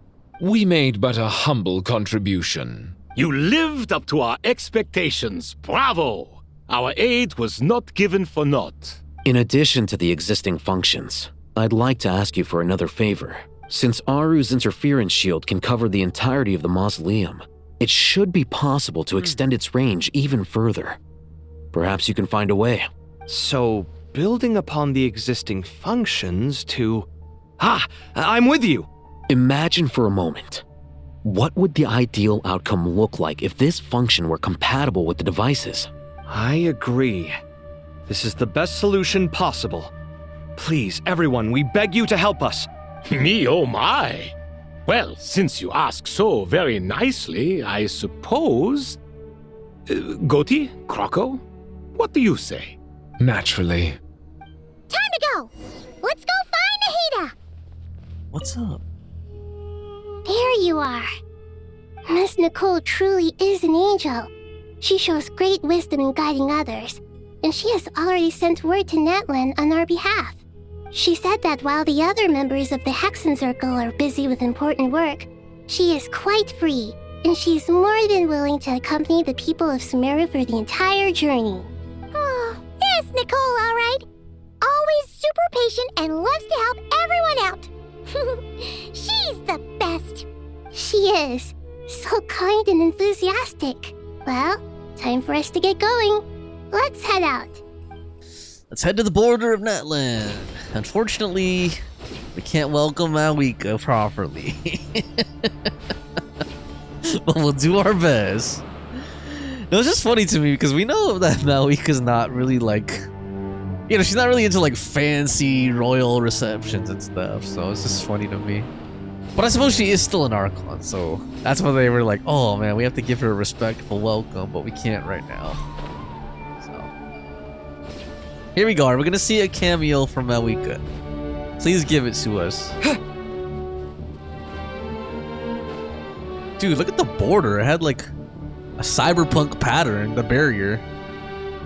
There's Natlan. This should be one of the closest places to Natlan in all of Sumeru. We can literally see the echoes, the children of the echoes area. There's the barrier Nicole and canyon. Nefer mentioned. It completely cuts this nation off from the others. Yep, the high-tech barrier. But why? Why separate you from the rest of the world now, specifically? And if I'm not mistaken, Irminsul was polluted once before, wasn't it? I think that's right. The forbidden knowledge was eliminated, but the fact that Irminsul was polluted should remain unchanged. Oh, there she is! Oh, shit, what? Oh, I thought she was gonna jump over. I'm wondering the same thing myself. Damn, that entrance, dude. I thought she was gonna jump over the barrier, like slice it in half or something. That voice. Mavuika! You got here pretty quickly. Oh man, but there's a barrier between us. Hello, traveler. It's been a while. I feel like I'm in prison getting visited by my wife or something. Damn. Hello there. In prison getting visited by my baby mama. Hello, Dendro Archon. Mavuika, Let's talk through the glass. for asking you to meet at the border on such short notice. I also apologize for not being able to greet you in person. Zoom call. The form in which you see me now is one carried by the traveler. The real me is inside the mausoleum of King Deshret, and I am reaching out to you with my mind from here. Irminsul has been infiltrated by the Doctor. We must be on our guard, as he can spy on information in the world from within the tree.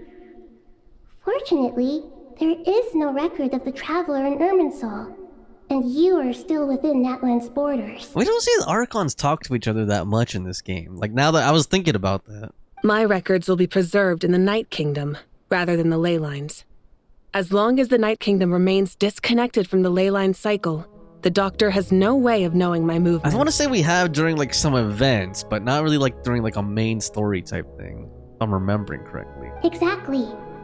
So by meeting each other in this way, the meeting essentially never happened. No wonder Paimon didn't come. You were concerned that her activity would be recorded by Irminsul. The Natlanese have heard about the situation in Sumeru. With the borders sealed off, merchants have been forced to stop their shipments. Damn. It's pretty serious. And you're the ones bearing the brunt of it. I'd like to address the question you raised at the beginning. I can offer a brief explanation, although it will sound rather cruel. I don't reach this conclusion gladly, but Irminsul predates the heavenly principles. It existed long ago, when the dragons of Natlan were at the height of their power. So even when the people of Sumeru became ill because of pollution, it was not a critical issue from the perspective of Irminsul itself. As long as it continues to function normally, the barrier will not be activated. But this time, the Doctor's invasion has directly affected the tree. That is what caused the barrier to deploy. The Heavenly Principles established a rule that when Irminsul is plunged into grave danger, a portion of power will be reserved to isolate Sumeru. It's kind of like safe mode, basically.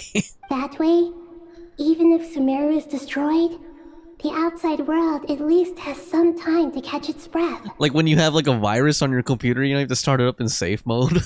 We'd certainly need it. The Heavenly Principles created almost everything that exists in Teyvat today. To them, preserving the existence of the world and its inhabitants takes priority over protecting Sumeru. Meaning, protecting Sumeru now falls to you. Yes. My own power may be limited, especially compared to yours. But that doesn't mean that we're just gonna sit around and wait for the end. If necessary, I will utilize any and every means at my disposal. Nicole of the Hexen Circle didn't say exactly what this meeting was about, but after hearing everything you've said so far, I think I can guess where this is going. That's right. Nahida and I discussed it at length. We both know how presumptuous this is, but... You need the Gnosis, don't you? Yes, you guessed correctly. Originally, I only intended to borrow it, but the situation is far graver than I foresaw. So instead, what I ask of you is to please give the Gnosis to Sumeru. Why do you sound so nervous? There's no need to be shy. See, I knew Mavuika would be like chill about it. Surely a Gnosis is pretty important to a god. She's like, nah, this thing, I use it to tune up my motorcycle. I guess, but it's not as if losing it would suddenly render us powerless. Good point. But I'm sure you don't need me to tell you that. With all the nations you've traveled to, and all the gods you've met, you must have realized that by now. As far as I'm concerned, a Gnosis is basically an elemental energy enhancer. But I don't usually use it. You know me. I like to think I'm pretty strong without it. Yeah, not about to dispute that.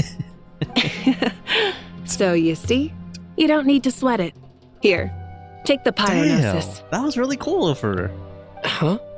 Just like that? Can it go through the barrier though? Uh-huh, just like that. To tell the truth, I've always toyed with the idea of giving it to someone who needs it more than I do. Alright. I know you accompanied Nahida here to try and increase the chance of success. It's a good thing you did, because your involvement is one of the main reasons you've managed to persuade me. Are you sure about this? Handing over your Gnosis just because of me? I won't try to quantify it, but trust me. Handing over the Gnosis to Tumaini is far from the craziest idea I can think of. Trust us, man. Besides, even if you hadn't come here personally, I think I still would have agreed to Nahida's request. Irminsul doesn't just affect Sumeru. It impacts all of Teyvat.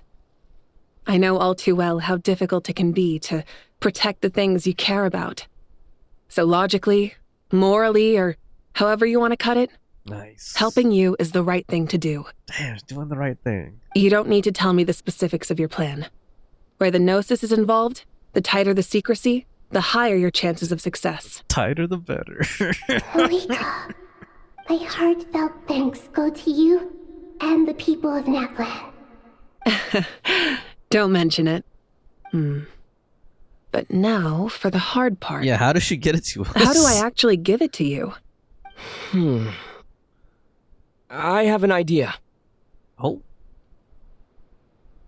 is he not affected by the barrier? Right, because he's not from Teyvat, so there we go. Oh damn, can we give her a hug? Just as I thought. Incredible. What did you do? Nothing. I'm just me. Just made a lucky guess.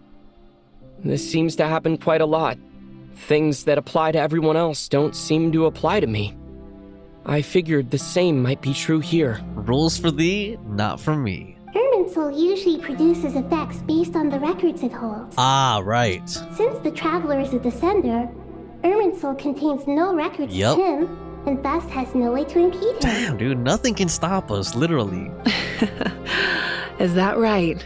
You really are full of surprises. He's like, can you penetrate some other shit?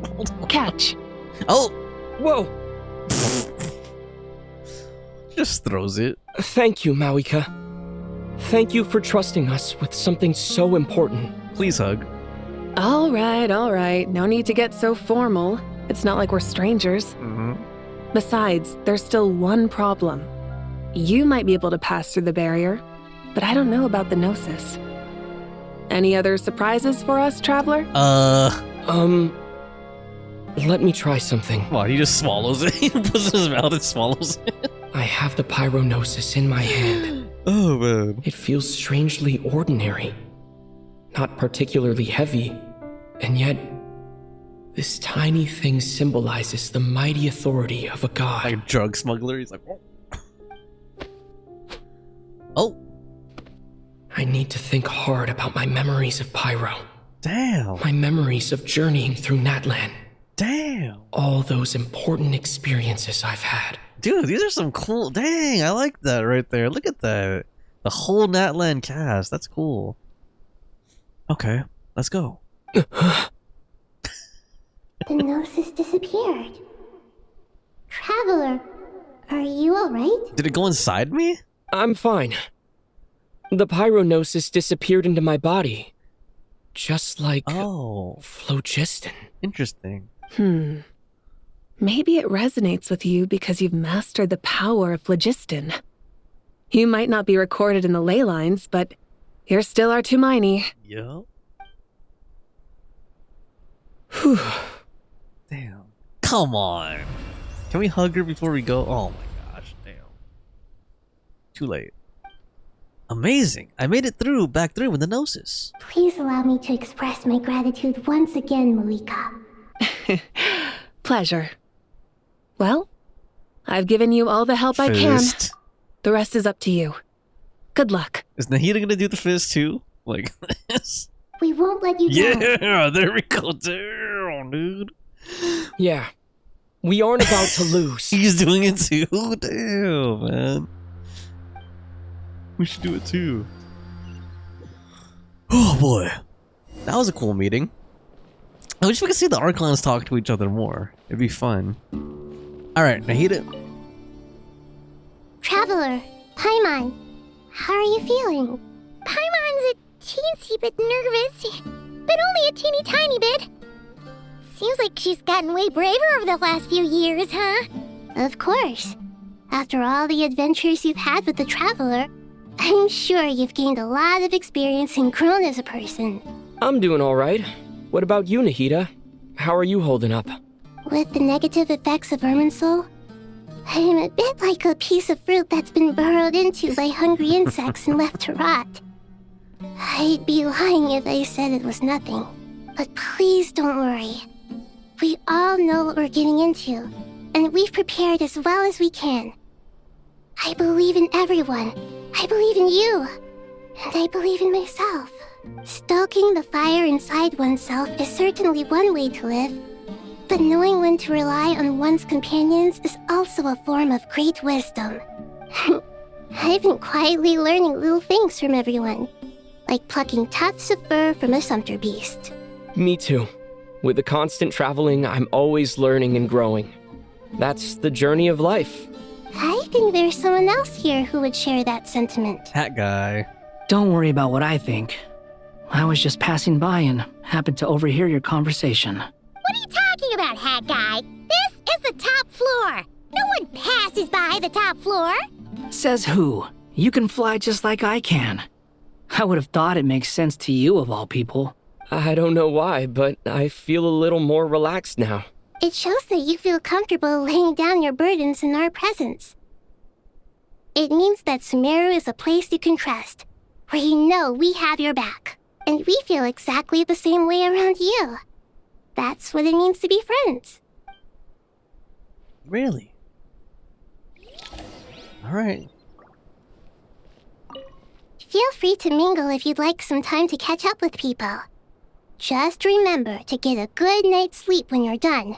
Tomorrow is a very important day. Will do. Alright, so we're single and ready to mingle. Have? Ah, it's finally done. Ugh, but I have a nagging feeling that there's something I've forgotten. Oh, there you are. Everything wrapped up on your end? Why is he quiet? Okay, fair enough. That was a pointless question. We were working in tandem, after all. You must really be exhausted. Well, it's been a busy day for both of us. When work ends, you clock out. No looking back. Yeah, we're definitely due a break. Probably a little late to start drinking now, though. I'll stick with water. Here, this one's for you. Thanks. You want a bite to eat? I can grab us something. Or wait, I think there's a stove nearby. Let me take a look. I'ma cook us dinner. Are you nervous? A little, yeah. Unlike you, it seems. How are you not feeling at all nervous? Because everything that happens next is beyond my individual control.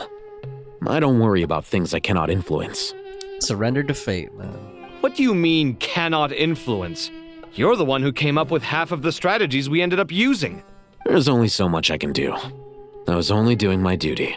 Was it like this last time, too? You mean with Azar and his accomplices? Yes and no. The situation back then was easier to control, but we weren't as prepared as we are this time. So the enemy is stronger, but so are we. I still vividly remember the way you interrogated me in the library after the fact. Where were you when Sumeru needed you most? If your memory is so vivid, you might also recall that it was you who came looking for an argument. You're often the one who initiates these things, you know. I came for a conversation! I didn't know it was gonna turn into an argument! Anyway, at least I showed up this time. So, what do you think? What do I think? I think we're certainly better off for it. It's good having me around to help out, huh? Absolutely. As a citizen of Sumeru, you displayed a remarkable sense of responsibility in the face of disaster. Certainly feels that way. I just shudder to think how the world would have ended up if we hadn't gotten control of the situation. So, do you think this is what impending disaster looks like? The sky is so clear, and there isn't a whiff of decay or destruction in the air. It's hard to imagine that the fall of humanity could happen on an ordinary day like this. Awful things happen all the time. Sometimes people can stop them, and sometimes they can't. What you and I have done is increase our chances of stopping this one. Lofty ideals may provide no defense at all against nihilism, but perhaps little decisions can. Oh, nothing. It's nothing. I hope everything works out tomorrow. It will. As long as we stick to the plan, our chances of success are good. It's really strange. You're my junior, yet you always seem to act more like an upperclassman than I do. I think it's mostly a matter of temperament. Ugh. Walked right into that one, didn't I? Alhaitham does seem like the older one between them. We'll make our move after sunrise tomorrow. Good. Is everything ready? As much as possible. That'll be enough. Don't let the pressure get to you. We'll take things one step at a time. That's how we've always done it. Master Tainari! Mr. Sino! Damn. So this is where you were. What is she holding? I brought some juice and some water. Would you like some? I thought it was alcohol. I know how easily you get dehydrated in the desert, so you should definitely have some water. In which case, I'll have the juice. I gotta ask, though. Who's on juice-making duty at a time like this? Madame Farazan said she was feeling a little nervous, so I told her about the automatic juicer my friend invented. She took it right off me and started making carton after carton of juice. A juicer? Did Sucrose send that to you? Yeah. I hadn't had the chance to try it out before this incident occurred, but I couldn't bear to leave it behind in Gandharvaville. The juice is very sweet. I do like they're showing a lot more of these animations now, like them holding stuff and everything. They didn't used to do that before. I think so too. Collei, how are you feeling? Physically, I'm okay. But it just still feels strange to me. Why would a great power like this come to someone like me? I know the feeling well. That same question ran through my mind every day as a kid. At least now, you have someone who can relate to you. All the more reason that you should apply for Spontamod. Uh-oh. Tighnari fiercely opposes the idea, though. Those two things are completely unrelated. What are we all chatting about, Uh-oh. Would anyone like any juice? Oh, you have some already. The juice maker. I had some earlier, ma'am. Maybe give the extra to someone else? Very well, very well. I shall be off then. There's this enormous power, and then there's little old you. You feel like there's no connection between the two. And that sense of dissonance is difficult to get used to. Yeah. But after all this time, I can't believe this stuff still gets to me sometimes. Makes me feel a little childish. Collei, just because we normally keep the conversation light doesn't mean we can't discuss deeper issues. I don't think it's childish at all. You were the victim of a terrible crime. It's normal to struggle with the fallout from it. You have absolutely nothing to be ashamed of. My professor once told me that no incident can be considered truly resolved until the victim says it's over. Your rage and your pain are completely justified. Thanks. Miss Nicole said that. The same god remains which were once used to inflict so much pain upon me have now become a weapon with which I can protect everyone. It's like my own personal kind of evolution. Every innocent person who's been hurt needs time to realize that it wasn't their fault. I was the same, but it's all about to be over. Tomorrow, it ends for good. I don't know if you've noticed, but you rarely stumble over your words anymore, and your outlook has become much more positive. That's a good point, actually. It's a big change from how you used to be. Yeah, I forgot. Like, when you first meet her, she's like, stutters way more. And since this isn't over, you can settle the matter on your own terms. It's time you seized back control. I believe in you. Yeah. Sumeru is my home. And it's so important to me. I have to protect it. No. I will protect it. Yeah, they're like her two uncles. And once you're done, how about you come back and apply for Spontamod? Stop it with the sales pitch, would you? I think he's just trying to do that to steal her from Tighnari, basically. Hey, excuse me. Oh. There are still 3 unclaimed cups of juice here. Why don't you take one each? Ugh, my arms are getting sore from carrying them around everywhere. Madame Farazan, why are you... Here, let me take them off your hands. Thank you, Madame Farazan. Well, Farazan's her teacher too, right? Drink up and enjoy my handiwork. I think I'm going to make something else now instead. Please, try to relax, Madame Farazan. Your nerves are starting to get the better of you. I guess that's how she deals with her nervousness. Just make stuff. I know. That's how she copes. Something on your mind, Miss Nefer? Nothing in particular. It's just... right now, the future feels strange and unfamiliar. But the future has not yet arrived. How can you say how it feels? Some people know that there's an impending disaster. Others remain blissfully unaware. Each group is imagining an entirely different future while walking towards the same one. But when they get there, they'll still find they feel differently about it. People are shaped by their circumstances. Different circumstances create people with different perspectives. I've always found the perspective of the Vahumana Darshan to be a particularly incisive one. Even at the height of the crisis in Nodcry, people held diverging opinions. But things are different this time. Indeed. Regardless of faith, gender, wealth, skin color, or eye color, everyone in Sumeru knows what will happen tomorrow. The world has never been an especially fair place. Yet now, against all odds, a moment of unprecedented unity and equality is about to take place. It's fascinating. If only my father could have lived to see this era. Era. To me, that term represents a much greater span of time. It can be an unsettling word. I would even say I'm afraid of it. Do angels even feel fear? Yes, at least I do. I fear the gap that grows wider with each passing day and the never-ending flow of time. Time renders all memories insignificant and reduces all splendor to nothing. But those memories are the one thing I do not want to lose. You're very human in that regard. If angels draw too close to humanity, our wings burn away in the bright flame of awareness, and we fall to the earth.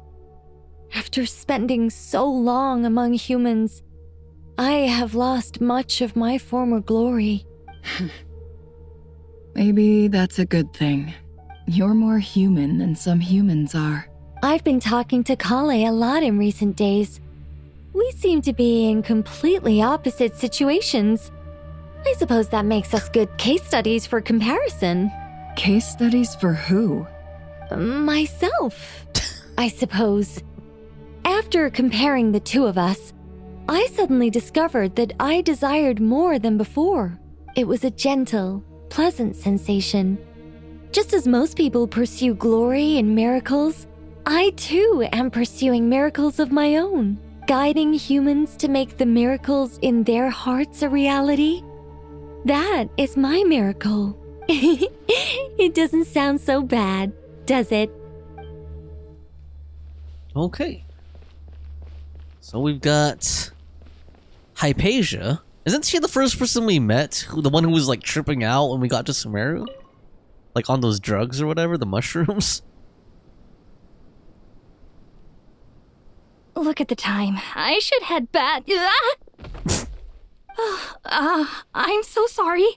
I was in a hurry and didn't look where I was going. Are you all right? Oh, hat guy. I'm fine. Wait. You're...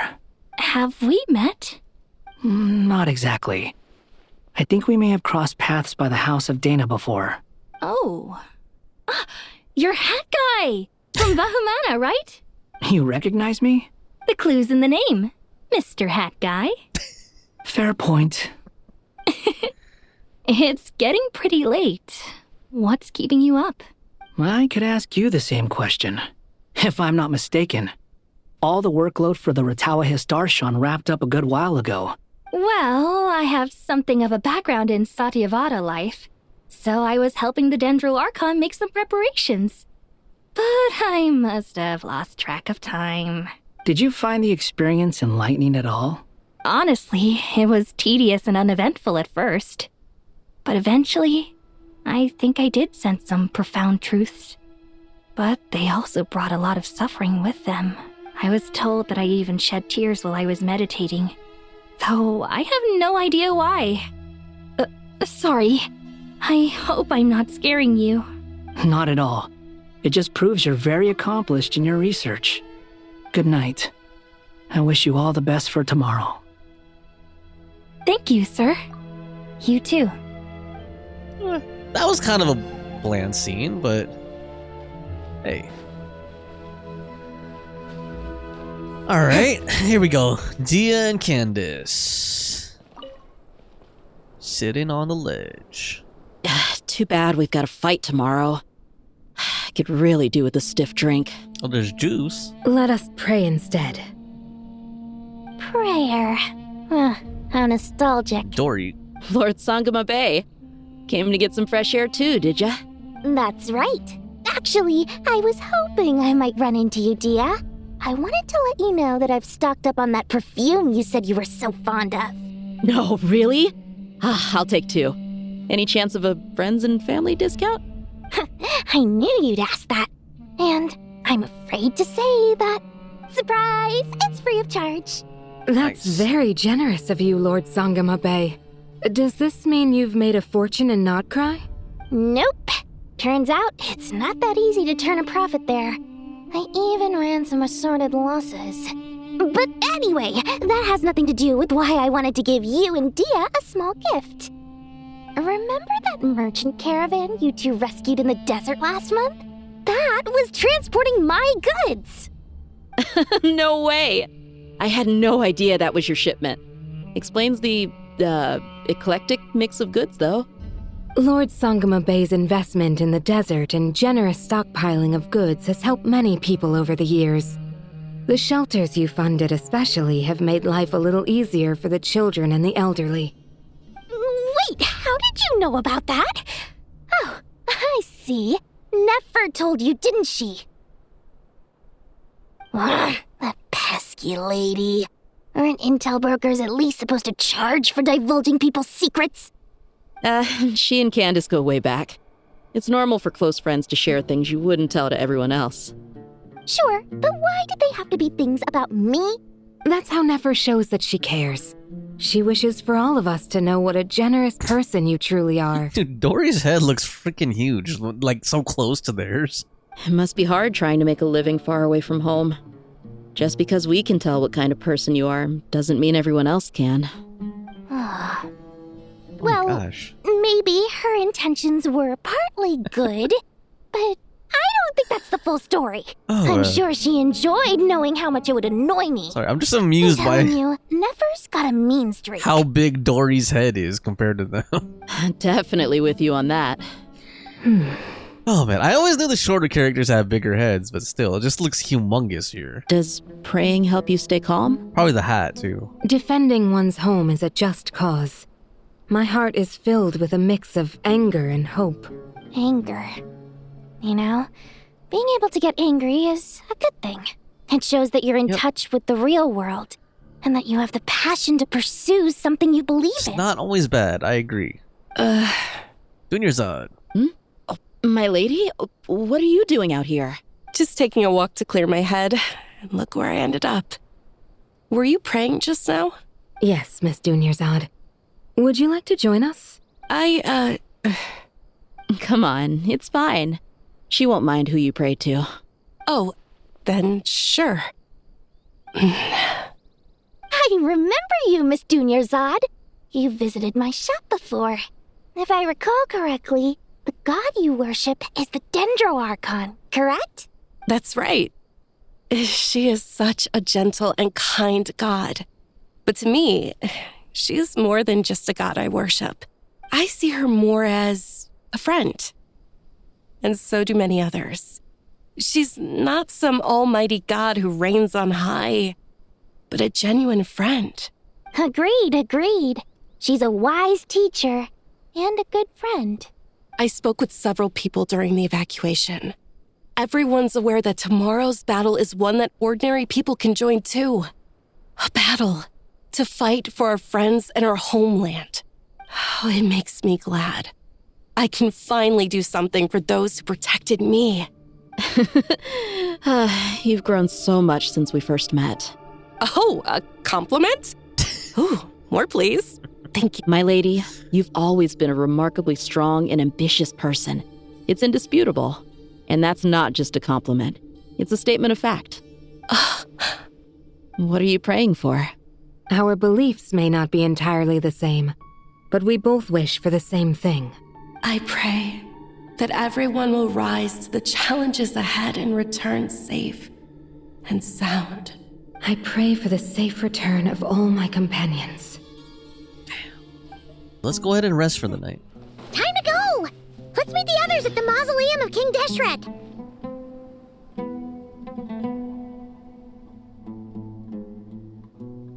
I have not felt this way in a long time. Standing up high, gazing out at the rolling dunes. One cannot know what freedom truly means without first losing it. The golden slumber truly lives up to its name as a dreamland. Though desert sands exist there too, no mirage, no matter how glorious, can compare to true beauty. Dendro Archon, what is on your mind? I was wondering whose counsel I should seek on the questions in my heart. What kind of questions? So many. More than can be put into words. As I once said to a friend, we look We see, and we comprehend. But the question still troubles us. What are the many disasters that this world faces, but the sum of all irresolvable questions? The biggest question you should be asking is how to seize victory. Yes.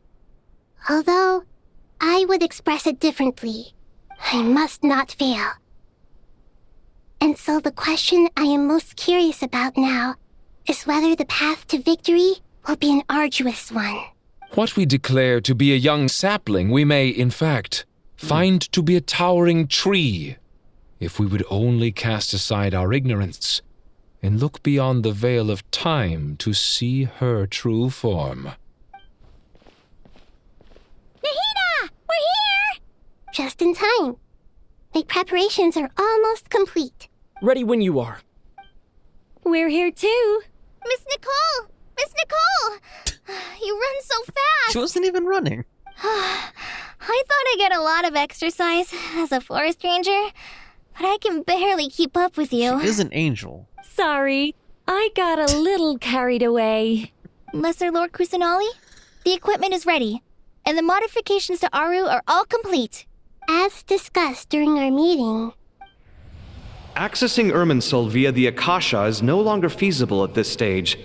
There are other options, it's just they're a little more extreme and more technologically demanding to implement.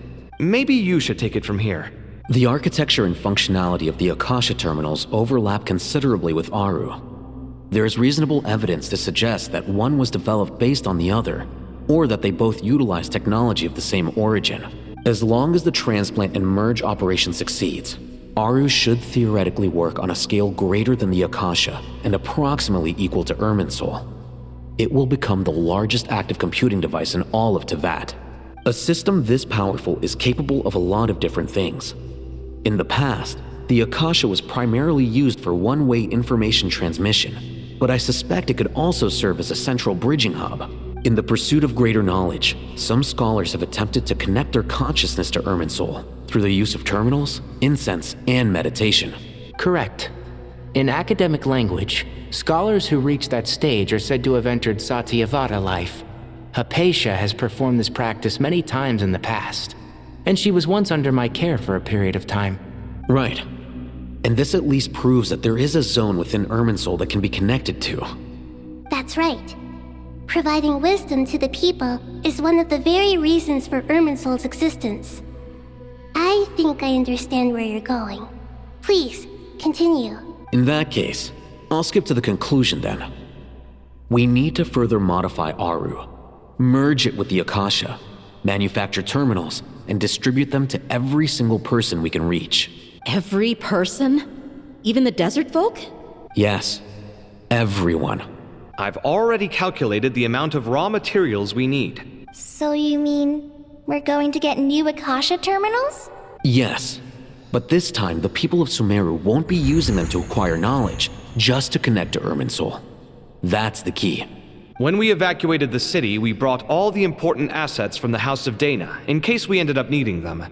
Fortunately, this included the Akasha system's main terminal. We've checked all the relevant records, and one thing is certain. Nothing like this has ever been done on this scale before, so... Everyone in Sumeru is part of the plan. Whoever controls the people controls the situation. Since this function of Irminsul was introduced, it has only ever been made available to scholars, who don't constitute a particularly large group of people. But by expanding the scale to include all the people of Sumeru, all the individual connections will stack up to create a significant load on the system. Under normal circumstances, Irminsul would be able to cope with the additional load. But with it already being under strain from other activities, its remaining capacity is limited. Thus, it might be possible to shut it down completely by overloading it.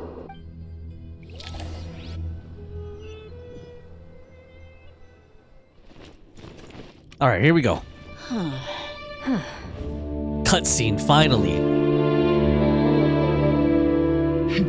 Counting down. Here we go. 2. Everyone's gonna log in. Are you ready? How to connect. Ready. Oh, her hat came off. Damn. What about her? Is her scarf gonna come off?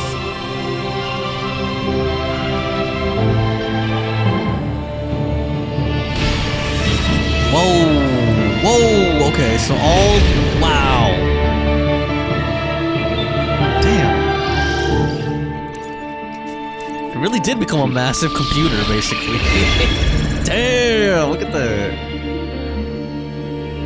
Like Irminsul protocols or something. Damn. In the past, when people sought knowledge, they turned to the Tree of Wisdom. Wow.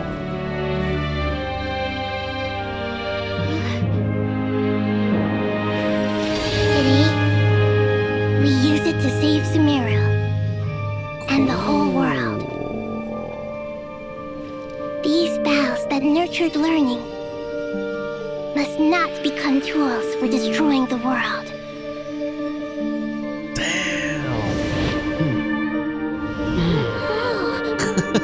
Paimon was connected. Sumeru theme. Oh, upside down tree. Stop. Please stop. End this transformation. Damn, it's like a spirit ball moment right here. We're all collectively urging it to stop growing.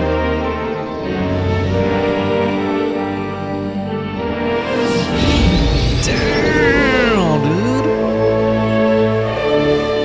Whoa. You would shut down Irminsul just to stop me? There's Dottore. You fools. I have all the time in the world. Soul now dwelling in the ley lines. It's almost like he's more powerful dead than alive. Success! The evil Irminsul tree has stopped growing! Okay, I was just gonna say, before I continue, like, I think that whole flashback sequence of them going over the plan could have been condensed into, like, a few lines. Like, that was a little long, honestly, a little verbose. Great. Cool. The cutscene was really cool. What a display of true courage. The courage to think and the courage to act. I never thought I would witness the shutdown of Irminsul with my own eyes. Perhaps this is human wisdom in action? That was basically an epic computer reboot is what that was. That was like a computer reboot on like an epic scale. Indeed, only humans could do such a thing. Gods are few and far between. After running an antivirus, it was just like a massive computer reboot. What was once created for spreading knowledge is now used for another purpose. A rather ingenious plan. I am grateful to you three for your help. Only thanks to you were we able to extend Aaru's interference capabilities to cover all terminals. Now, nobody who wears a terminal will have their activity accurately tracked by Irminsul. No matter how many eyes Dottore possesses, he will not be able to see us clearly. Now for the next step. I will need the help of your supreme powers once again. How might we be of service, Lord of Dendro? I need to reach the Eternal Oasis immediately. Right now? In that case, Ibis King, would you agree that this is a fine opportunity to dust off our old tricks? Never. I assume you have that chess set with you? Yep. You mean the one you gave to me as a gift? Asking for it back, are you? How could I? You misjudge me. I just wanted to show you another way you can use it. Connect to Safhe Shatranj. Shatranj. Whoa. Safhe Shatranj? You mean that place in the desert? Thoth's chess set gains its power from the chessboard laid out in the desert by King Deshret and ourselves. All ceremonies conducted using the chess set must be activated via Safhe Shatranj. In other words, the chess set is an extension of the chessboard. In the past, moving a chess piece was a sacred and momentous act. Really? Transfer initiated. Transfer. Entering live combat mode. Transfer. Oh, cool. Nice loading screen. Like a chess piece getting moved. Is it stuck? There we go.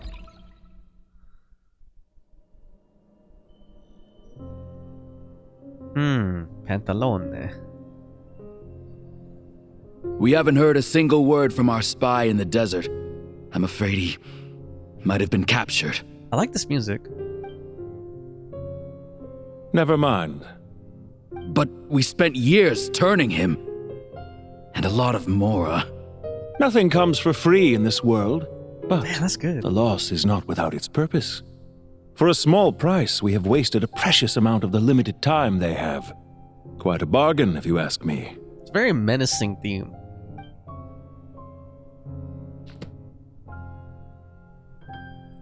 Understood. Weighing profit against loss is a necessary part of life. But to tell the truth, I have been operating at a loss since this all began. Guys, took the hood off. Since many centuries ago, in fact. Here we go. Dark Baiju. For instance, why would a banker act as the executor of a will? If you hadn't deposited your personal belongings at Northland Bank, I would have no reason to be here right now. Regrator. Dark Baiju. 9th of the 11 Fatui Harbingers. Damn, dude. Baiju went to the dark side, man. Dottore, I've placed your final data backup into the ley lines as per our contract. I trust we are now square for the safe deposit fees you paid. Is it not a little petty to split hairs like this, given our amicable relationship? You can communicate directly with him? I consider sound bookkeeping a matter of principle. God, this song is so good. Do not forget that you only live to see this day thanks to me. In fact, every day of your life since you met me, you've been living on borrowed time. Why, that's hardly a fair assessment. I will concede that my survival was perhaps at your whim, but I became a harbinger on my own merits. Managing money is not like other professions. Mine is not a role I could have acquired based on your recommendation alone, and certainly not one I could have lasted so long in without genuine ability. The information stored in the ley lines is quite comprehensive. Rest assured, I have not forgotten how strong your pride is. Well, I presume you have no sense of fragmentation while talking with me. How could anything possibly go wrong with such strict measures in place?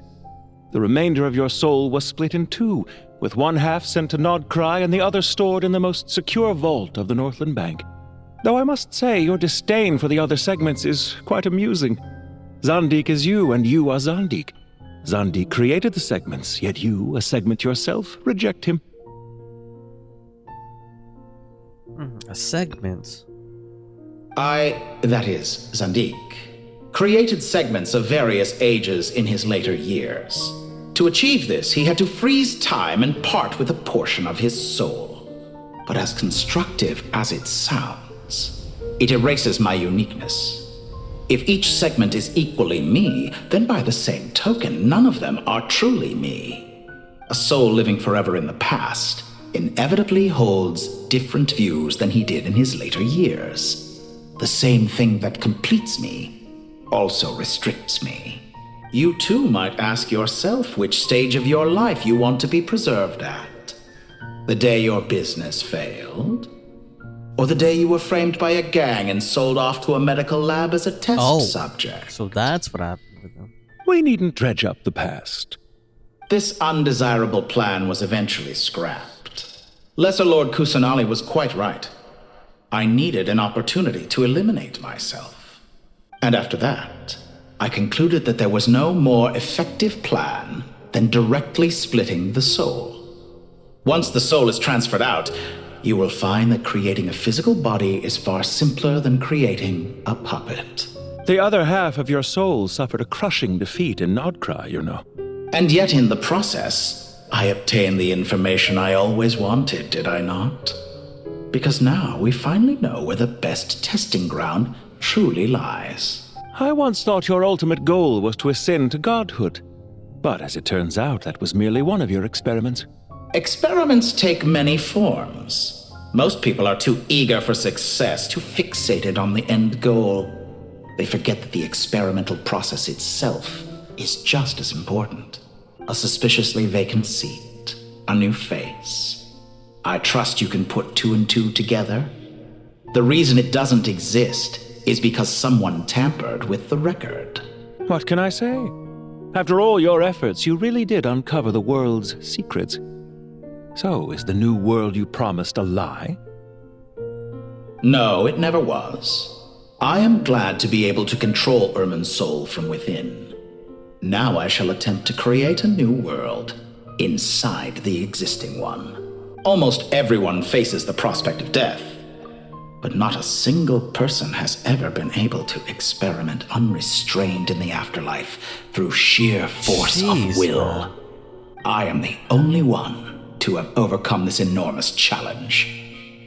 Would I not be letting the world down if I didn't make the most of the opportunity to experiment? Clearly, the dividing of your soul did not affect the magnitude of your ego. Out of all the versions of you that have ever existed, this you is the most insane and the most radical. Is that why you chose to work with me? Which was it then? My insanity? Or my radicalism? Could I call myself a venture capitalist without a suitably ambitious plan to invest in? Oh, dude. Yours happened to fit the bill quite perfectly. He's a venture capitalist, man. Well then, I must say, while I am surprised enough that you showed up at all, what surprises me more is that you chose to present yourself as my former subordinate, and not as the banker Pantalone. Why make things harder than they need to be? Exposing my true identity in a situation like this would only serve to destroy diplomatic relations between Snezhnaya and Sumeru. I daren't imagine the consequences. Showing up in the name of the original antagonist gives you the recognition you rightly deserve, while also being sensitive to Snezhnaya's predicament. It was an easy win. As for why I'm here, if you're suggesting that your credit is in the negative, I won't argue with that. Many people say that about you. I'd argue that a significant factor in your willingness to cooperate is the fact that you have but a few years of life left after my death. What? Living and dying together has a way of binding two parties together rather closely. Is it not true that a relationship should be judged by both the positive and negative returns it yields? So some of what I said actually made it into your head after all. It's true that I hope you don't die too soon, but don't you find that a strange thing for me to say? After all, you've already had quite a long life, especially for a human being. Let's not pretend that you're any more innocent than I am. Are we not the same in this regard? We both despise the existing laws of this world, and neither of us enjoy being under anyone else's control. Is it really so greedy to want the world to operate by a new set of rules? Of course not, my dear friend. And as I've said before, mutual interest is the foundation for the most reliable of relationships. You can attest to that. I just hope there never comes a day when I have to work too hard to prove that. Regrator, sir. People have been spotted Regrator. approaching Sumeru City. Okay. I know it's Regrator, but like, the name was kind of reminding me of this Roblox game I played called Regretivator. How strange. Regrator. Despite your access to Irminsul's data, it appears the soldiers noticed before you did. They must have found a workaround. Well, Dottore, I trust you know what this means. The fact is... They're coming. They'll breach the city gates any moment now. But even so, I would say Irminsul is a wonderfully convenient thing on the whole. If you do manage to create a new world, perhaps you could plant one outside my office, too. I'll consider it. Damn. What do you need me to do? Stall them? The experiment will take time. Stall them for as long as possible. Very well. But you're really asking for the moon here. Have you heard this story? There was once a guilty man, kneeling in the center of a church while an angry mob outside waited to bring him to justice. He pleaded with the gods, begging them to grant him one final request: the chance to finish confessing his sins before he was sentenced. Many suns and moons passed, seasons changed, and still his confession continued, as if he intended to speak until the end of time. Are you suggesting I worship you as a god? Or were you hoping that I might confess my sins to you? Certainly not the latter. That would make my life miserable indeed. And speaking of gods... For someone who despises them so, you never seem to have any objections to me creating or becoming one. At first, I thought you'd be furious. Concerned I would terminate our partnership, were you? Not at all. You had reasons why our partnership must continue. Don't you find people's attitudes toward gods amusing? A god descends from the heavens and people worship it unreservedly, blindly following whatever rules are given to them. And yet, when they see an ordinary person gain godlike levels of power by virtue of their own hard work, they treat him with nothing but suspicion, even if he is a compatriot. Is that supposed to be a compliment? No. I was just thinking. I pity the man who would call you a compatriot. There's no need to be so self-critical.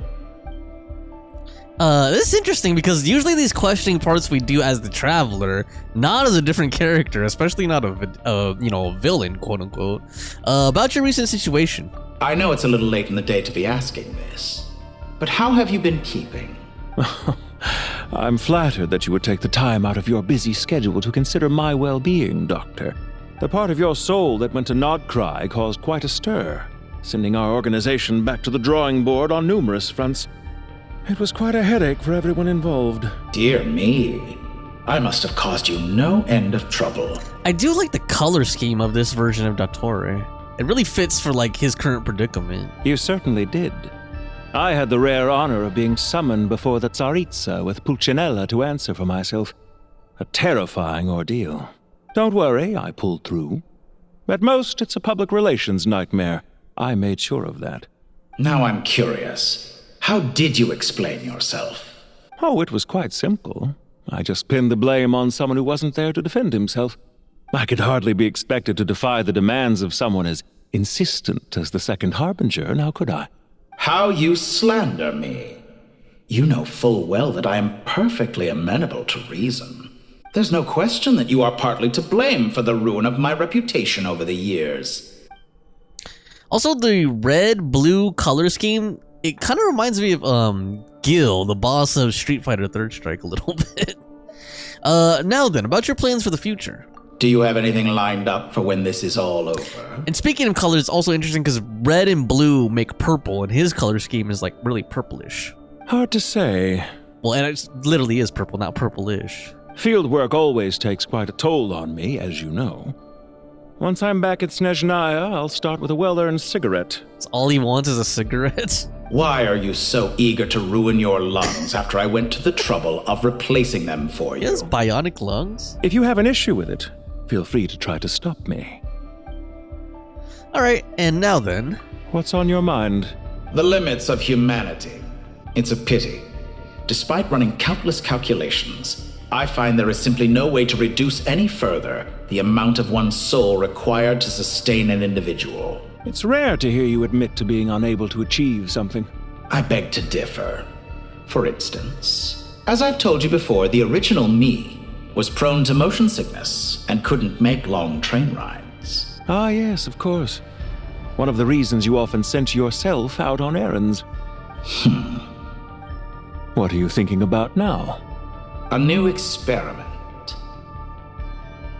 In the event that my soul was depleted, say we extracted my data from someone else's memories, yours for instance, and then combined it with your intact soul as the base material, what would we create? Such a scenario would be impossible.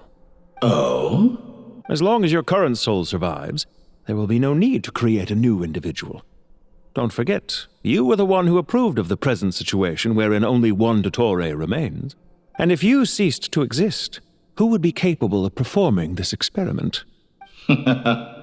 Since the day I met you, you've always excelled at talking your way out of a quandary.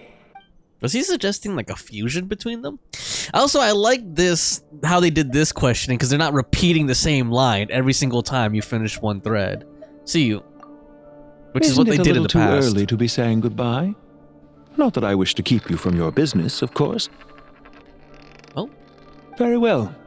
Let's leave the conversation there for now. Regrator. Mora. The scale gonna tip? Ah, never mind.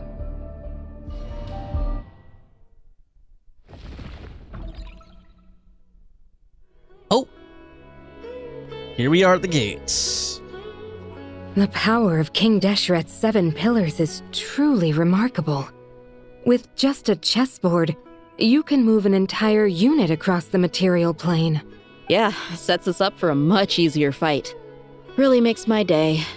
The last time we stormed the city, it involved a lot more running around. Was that the ranger that was part of the Aranara quest, the one that got a vision? I forgot what her name was. I wonder how many people can say they stormed a city twice in their lifetime. I was just thinking that. That girl in the green. I've definitely had more than my fair share of unusual experiences in my life. This is my first time here, Rana, actually. yeah. We never usually leave Gandharvaville. I hope this will be my last time. Does everyone have to chime in? Can't we just fight? What an amusing comment, my dear lady. Yet humans often alleviate tension via small talk, do they not? Whoa! Why is Candace's shield talking? Bennu went inside of it? Because the image on her shield is one of me. And I, of course, can appear wherever I wish to. Well, la-dee-da. Isn't that fancy? Could I get in on this? You wish for your gauntlet to speak? Why, certainly. Ahem. I think you'll find that it is I whose image is carved hereupon. That's funny. Thanks. Definitely feel stronger now. You're welcome, my lady. I am glad to lend you It's my like power. Jarvis or something. Sino, what's the situation? There are troops stationed at every entrance. As we expected. A frontal assault will suffice. Nice. Guns a-blazing. Everyone, stick to the plan. We'll take the main entrance. You head for the House of Dana's side door. Move out. Here we go. Time to storm Sumeru City. And with all of our friends. They're Out of my interesting way. combos. Take this! Oops. That's not what I meant to Watch do. out! Get lost. I love Dia's, what's her name? Candace's moveset, you know? You gotta be more careful. If you're not ready to put your life on the line, you can't be certain of defeating your opponent. I wish that Candace was more She's meta. right. Keep your wits about you, Rana. She has such cool animations and stuff. I think she's one of the only characters who has a shield, too. I mean, like a physical shield. Take them out and secure the harbor. Reinforcements will arrive by water. Consider it done. Show no mercy. Let's get it on! Futile!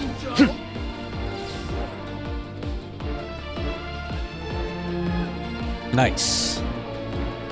Alright. Waterway secured. Brothers! Sisters! Perfect. Just in time. Eremites. Welcome. Once we've linked up, we'll continue the advance. Rahman. The team has arrived at the north entrance, as planned. Good. Press on. Gloves off!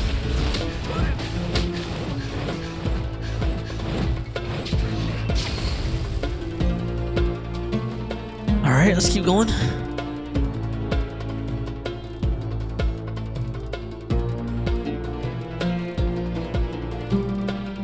Oh, they're trying to ambush us. Look out! It's an ambush! Finally. We need to hurry. Take the middle road now. Mahamatra Sino, area clear. Don't relax just yet. More Fatui approaching from the right.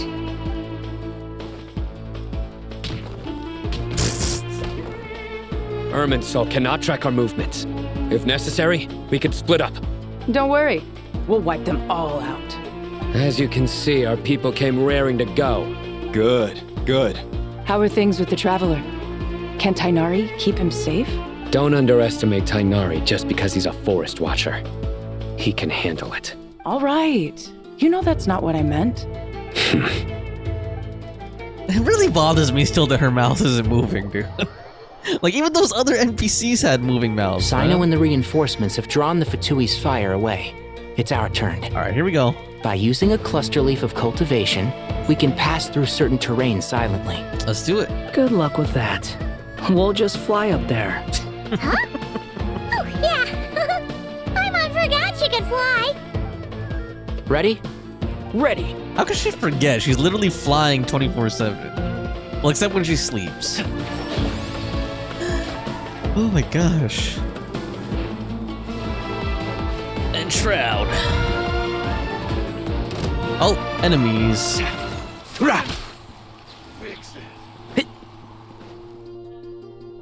we go. Fatui soldiers up ahead. Why are we even trying to be stealthy? We could literally just kill all these guys. We could wipe these guys out easy, man. Careful. Prepare for battle. Why would you have to hide? Hey! Oh, nice, There's Rana. people over there. I'm glad to see her again. You have some nerve showing your faces here in the center of Sumeru City. She was one of the few characters, like NPC characters, we witnessed getting a vision. Which was kind of cool. Oh! There he is. Regrator. You're right on schedule. Well, this guy sure as heck isn't your average Fatui sergeant. Trying to look cool, like a Sith Lord or something with a hood. They've stationed quite a few people nearby. It definitely looks like they were waiting for us. But something feels off. Everything about this guy feels too deliberate. I highly doubt he's just a subordinate of Dottore's. And he's no mere sergeant. Whatever his rank is, it's high. Much higher than we thought. Harbinger. So you've been waiting for us. But it looks like you're geared up for a conversation, rather than a battle. He's trying to stall, that's why. Very clever, General Mahamatra Sino. I know you're the one in charge of this siege, and I look forward to making a deal with you. A siege? Sumeru City belongs to us! He knows that we'll never make a deal with him, and he knows that he can't beat us. That's why he's gonna try to just, like, draw out the conversation as long as possible, basically. Historically, yes. But things can always change. We have quite a sizable force with us, you know. For instance... There's a Fatui ambush at the north gate. Can you handle him? We can for now. Yes, I'm quite sure both sides can hold their ground for the time being. The battle has not yet reached its climax. But what happens next? Do you enjoy watching bloodshed? Surely some of those here are people you count as friends. Once a war begins, some people must die. I doubt you wish that fate upon anyone you know. Wait a second. It's a trick. He's not even there. Silence! Oh! Illusion. He disappeared. What was that? A ghost? Curses! He was never there to begin with. That was just a shadow projected there to lure us in. Enough talk! Attack! I apologize for being unable to accompany you at this crucial moment, but I am compelled to leave for reasons beyond my control. Please excuse me. Come on, dude. Sumeru's General Mahamatra is quite ruthless. It's a good thing I wasn't there in person. Your illusion held them up for a time just fine. But now that they have seen through it, they will realize you were just a decoy. Decoy or not, what matters now is that they will be heading your way imminently. Not imminently. They are already here. So he kind of failed. He kind of failed at trying to draw them out and, like, buy time. Oh boy, here we go. I guess that was the plan, but he failed to do it. Thanks to Sino.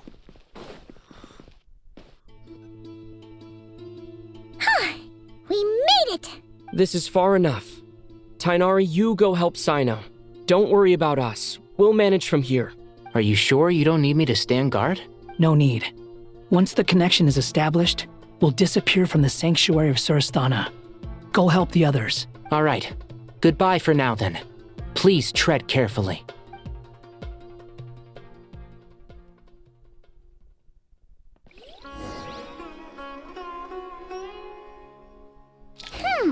Now where's the interface Nahida mentioned? Come on, where's it hiding? Let's see. Found it. It's over here. Right in the middle. We can connect to the inside of Irminsul through the sanctuary of Surasthana's built-in security system. You should be pretty familiar with the process. Is it the same route as last time? For the most part. We don't need to adjust any of the parameters. Then I should be fine. And Paimon? Once you're both ready, we'll set off. Wait! The stakes are way higher this time, right? Maybe Paimon should stay outside and help the others. Then, you can focus on the fight without having to worry about Paimon! I thought she wanted to be useful. Or maybe that's her way of being useful. Why are you staring at me like that? Because of what you talked about. It's nothing. I just suddenly realized how much you've grown. Growing more independent. Hey, you've grown quite a lot yourself. Don't you two start getting into it again. Well, anyway, Paimon thinks she's pretty knowledgeable. Who's the best guide in Tavatigan? And don't forget, Paimon's a college student now. If we say Alhatham's not a weirdo, it's hard to explain how he came up with the idea of you applying to the academia. But for all that he counts, you're doing surprisingly well in your studies. Just goes to show how important it is to have someone supporting you.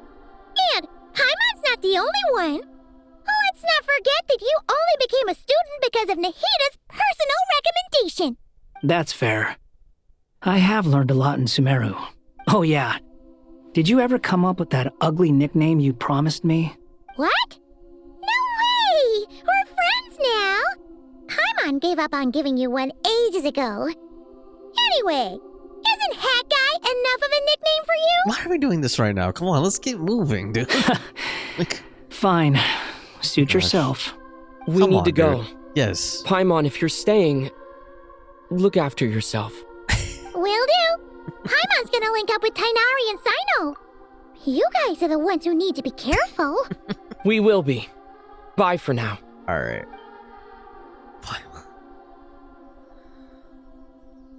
Okay, here we go. Initiating connection.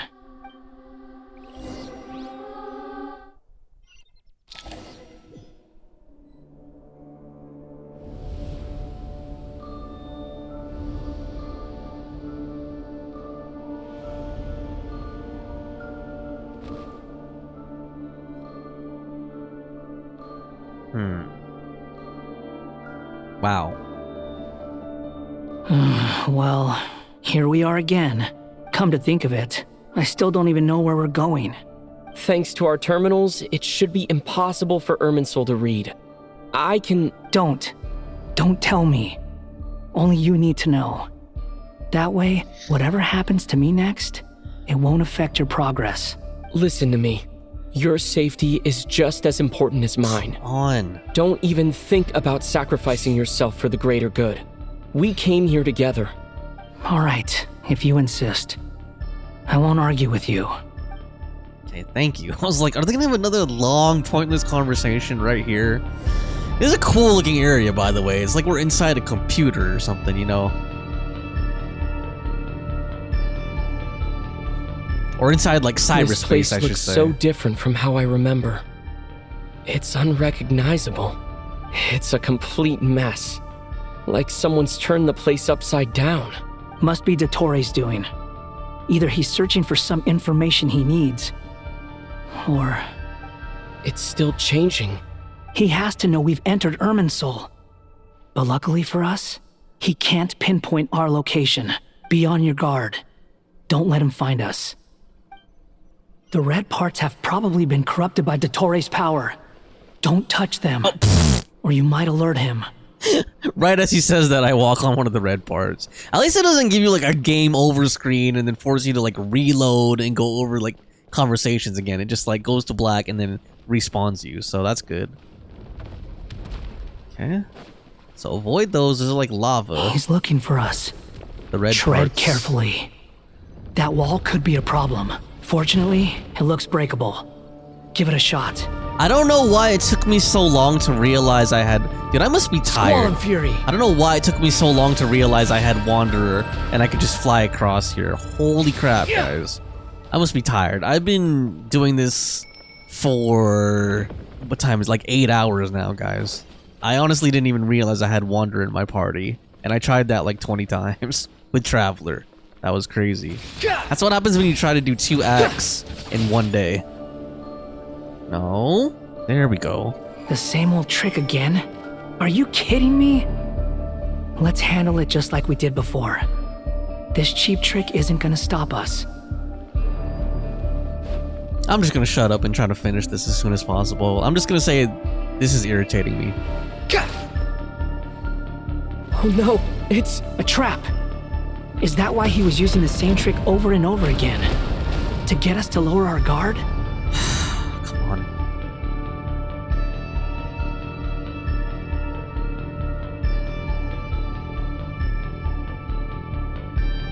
I'm trapped!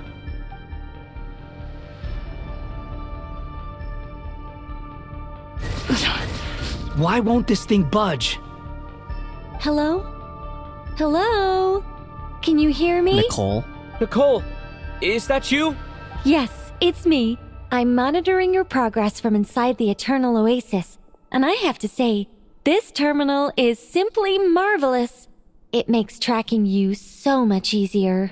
I couldn't see anything at first, but now that you two are inside, I can use your location with support from the terminals to get a partial view of the situation inside Irminsul. It's not the clearest image, but it's better than not being able to help at all. So, here I am. I can't intervene directly, but I can help to guide you out of the jam you're currently in. So please, just follow my lead. Alright, here we are. Dottore in his current form is a blight upon both Irminsul and the ley lines. Pay attention to your surroundings. There must be sources of his contamination nearby. The corrupted information is his means of manipulating the environment. You must destroy... Is that one of them? Precisely. Take it out. Good work. But we're not done yet. Stay close. This area Let's is see if so we can find any stupid, others dude. like I'm it sorry. nearby. Like, I'm trying not to walk too fast so that the line's complete, but like, if I do that, then I just end up getting hit by obstacles and shit. This must be another one. Agreed. Now... Wait! Watch out! It's Dottore. I think he's found us. Okay, so I have to hover above that and then hit it like that. There we go. The seal is broken. Quick! Get out of there! Okay. And where exactly do you think you can run to? Please let this be the end Pursuers. soon, man. Or like the That's climax gotta be soon. it. Run! Don't let that thing touch you. Okay. Well, this is kind of cool. Dodge that attack! Oh, shoot! Okay, this is kind of fun, honestly, this part. Oh, I did touch some red, though. Hopefully it's not an insta-kill if I do get touched. There's more than one path. Which way do we go? To the left. Trust Okay. me. Follow Nicole, basically. Oh, shit. Fleeing like vermin. What a pathetic sight. Hey! Watch yourselves. Stay focused. There's a cliff ahead. Jump! What? Oh, it's a More of those QTE. corruption sources. Destroy them as you did before, and open Okay. the exit as quickly as possible. Okay. Quit following me. They're relentless. Is he trying to wear us down? You'll just have to destroy these too. I think the pursuit is over. Hard to say. Stay alert. I think we've made it to relative safety. Phew, goodness. That was tough. You doing okay? I'll be fine. Don't worry. Take a short rest, and then... Nicole? Nicole! The connection's been cut. But that means... Look at you supporting one another. How very touching.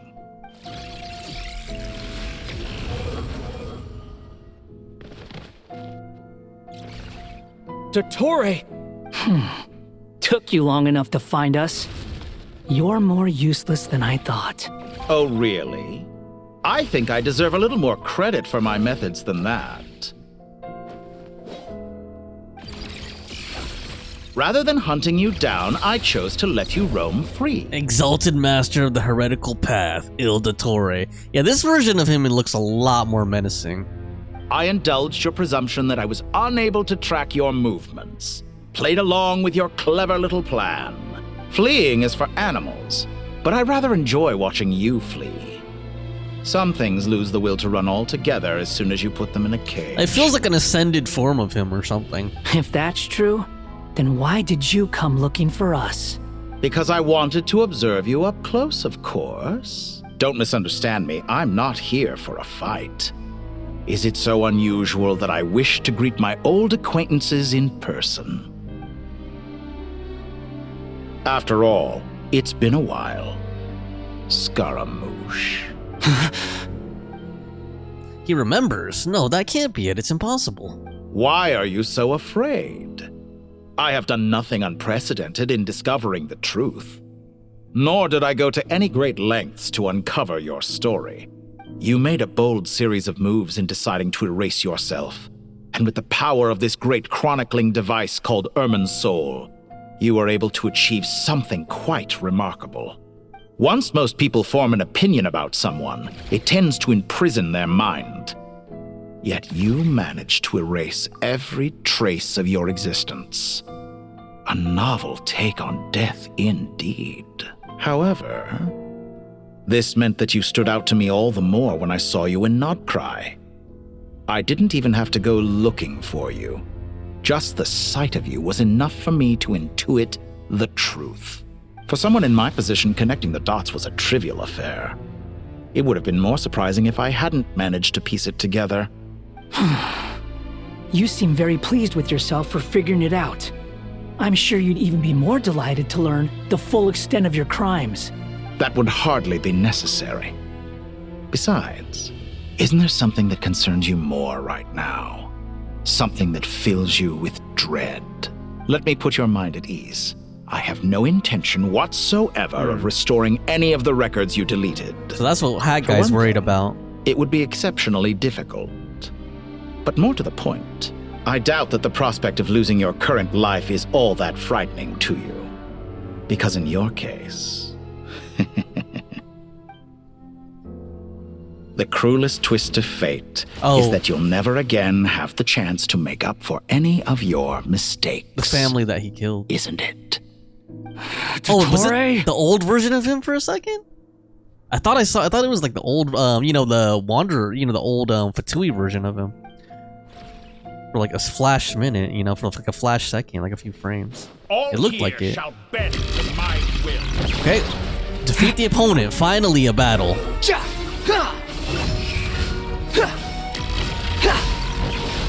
This is probably gonna be pretty slop. I'm just gonna tell you that straight up front. Like, I don't know how to use I'm Wanderer, afraid you'll really. need to do better than that to take me down. I expected you to have grown stronger. Ah, how foolish of me. Do we get any healing I in this that you lack battle? any means to increase your power. You will pay for everything you've done! Oh, will I now? Oh, cutscene.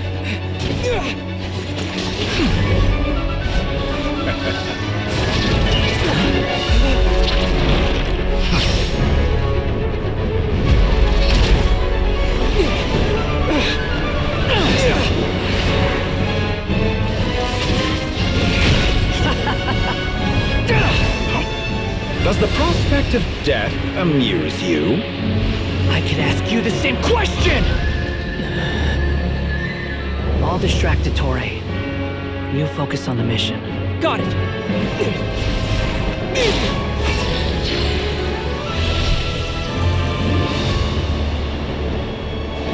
Oh, I remember this area. For the hopes and dreams of the masses. Open the secret door on this enchanting night. May wisdom's light eradicate ignorance and darkness. You can get an achievement if you sit on all these chairs with your friends in co-op. Commence data extraction.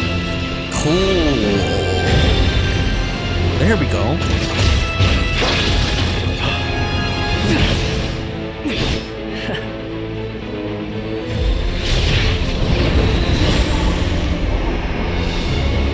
That's kind of cool.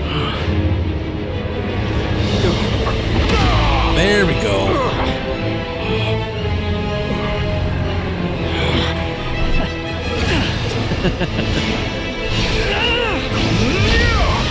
Oh! He still has some fight left in him. You cling to outdated ideals and stand in the way of progress.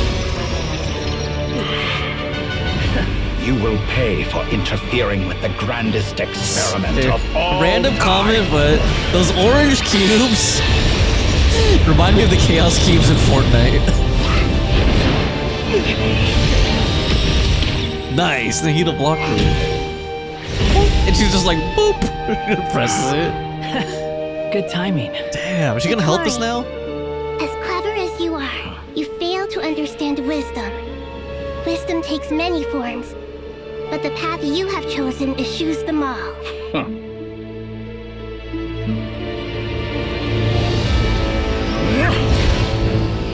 Whoa.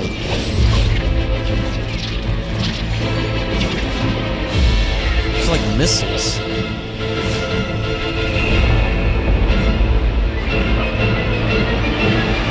Here we go. Continue the battle with Nahida on our team. Everyone hold hands! Make your... My strength is fading! Well, he has a full health bar again. Since you are within Irminsul, it stands to reason that any power you wield comes from it. You're extracting the information from Irminsul just to strip me of my power. Oh, this music, dude. Damn, this is dope. Oh, use her elemental skill to find the weakness? Cool. Whoa, we're getting pushed by those things, though. Squall and Fury. There we go. I admire your attempt to introduce a new variable, but it's nowhere near enough. This music, dude, this is like a rave or something. Damn. Like a cyber club or whatever. Look, this is a cool track, though. I have to admit. Blazing light. That. Swirl it up. Behold. Upon the gale. Damn, the beat, dude. Share my knowledge. Of course, they had to do like a dubstep portion. That's kind of Genshin's signature thing with their tracks. Honed in flame. They always have to drop a beat at some point. Cry louder. You're so close. Just hold on a little longer. I'll hold him up. Traveler, hat guy, the rest is up to you. Hat guy. All right, defeat your opponents with everything you got. We certainly have a knack for surprising each other, don't we? I'm just getting started. Oh, okay, so he automatically revives. Because the people, it's in the strength of the people who Sumeru is with us. It's what? Time. Say your prayers. Cool. You got like a special burst. But watch your back. That was cool. Search for it. It's time. Say your prayers. Finally, time for you to die. Excited? Time for me to die? How could I have reached this place if death were something I... Alright, here we go. This should finish it right here. Say your prayers. Soon, at least. There we go. Nice. That's enough!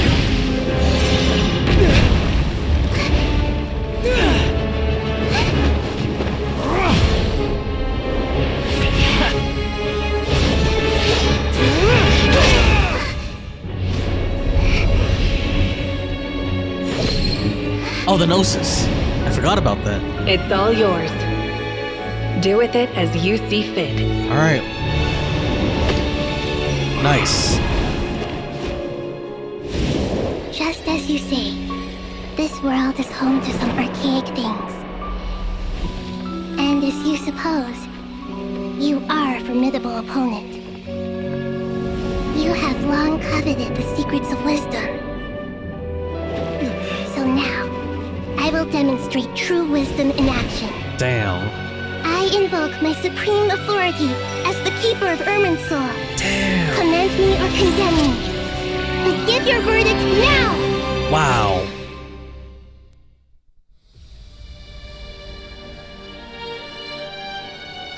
Blessed One of Wisdom, Mahakosaladhama, are you certain that you wish to exercise your authority to destroy Irminsul? Destroy Irminsul? It represents both your roots and your finest accomplishments. You truly intend to abandon the very thing you have always The ruler fought of for? death. This is my decision. Irminsul has been corrupted beyond redemption. Irminsul is the original tree of Tevat. It is the means by which the heavenly principles maintains fate itself. The 7 Archons should honor and revere it, for their authority was bestowed upon them by the heavenly principles. It is precisely because I honor and revere it that I fight for the humanity it exists to protect. Wisdom is knowing how to weigh the options and make the right decision. If you truly care about the fortunes of this world, then it is me you should seek to preserve. Planting a seed begins the chain of cause and effect.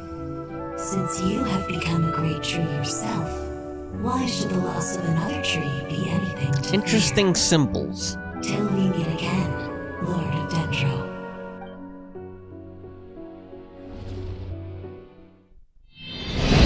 Whoa.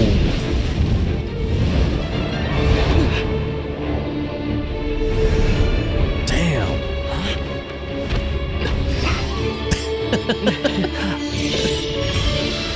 The first flame.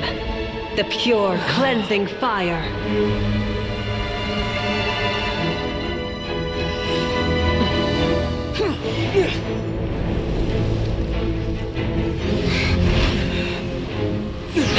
Oh!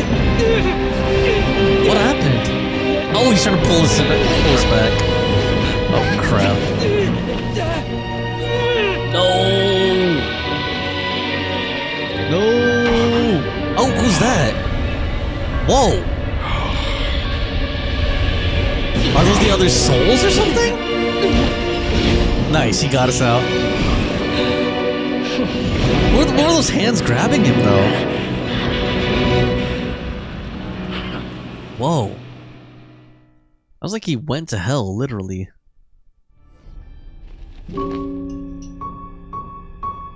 Regrator. Shall we? Where were we? I was suggesting that you needn't perform when signing a contract. You're only sitting here because your bank demanded an evaluation of the trustee. So you told a story about a young scholar from a merchant family in Sumeru? I told a compelling tale, didn't I? The post-expulsion story is far more captivating.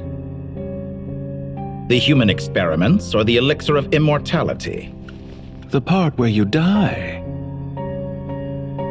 Ah, yes. My favorite part.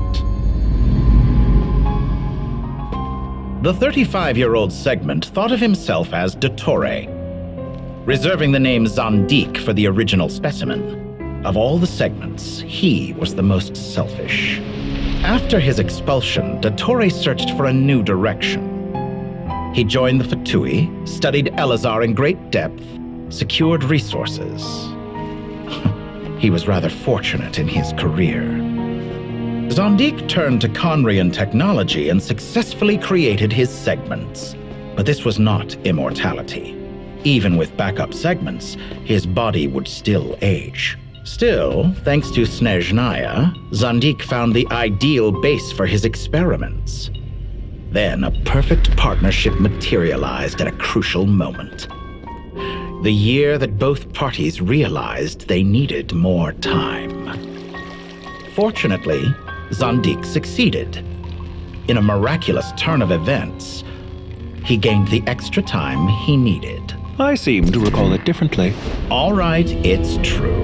No matter how much elixir he took, Zandik remained human and continued to age. Then, on the morning he turned 85... 85? Help me up! It's like life alert. Sorry. Surely he would be rescued, Zandik That's what it reminded me of. But to his surprise, no one helped him. Zandik was too selfish for that. Don't forget, you're one of us. Yes, and we're all waiting. Waiting for me to die. Pantalone arrived for a meeting and happened to witness what followed. He found it unsettling. I never said that. But the Zandiks were unfazed. It was a rare opportunity for self-dissection. Oh, Lord.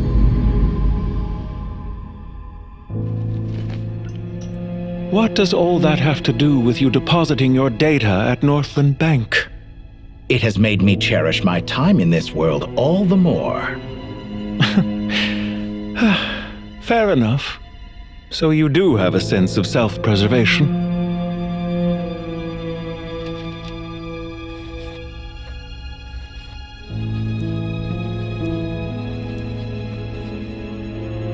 What do you mean? You're hardly normal, and you don't cherish life. You just don't want to admit defeat in the limited time you have. Even so, don't I deserve an interesting ending? I'm counting on it.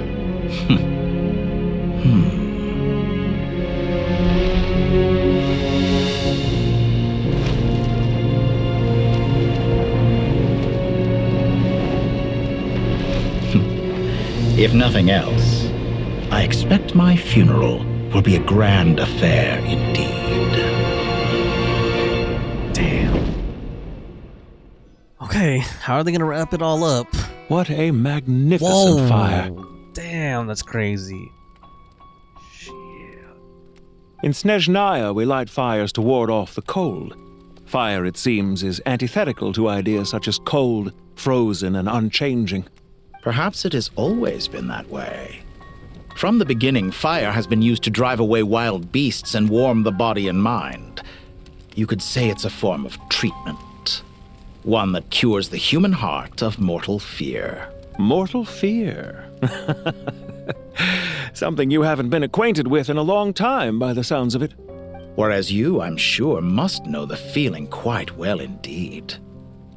I remember when we first discussed the elixir of immortality, you claimed that extending your lifespan was about buying more time. But was that really the truth? You fear the prospect of dying a wretched end in this world, don't you? Of course I do. I'm only human, after all. And while you may have forgotten it, you cannot deny that you too were once human, Dottore.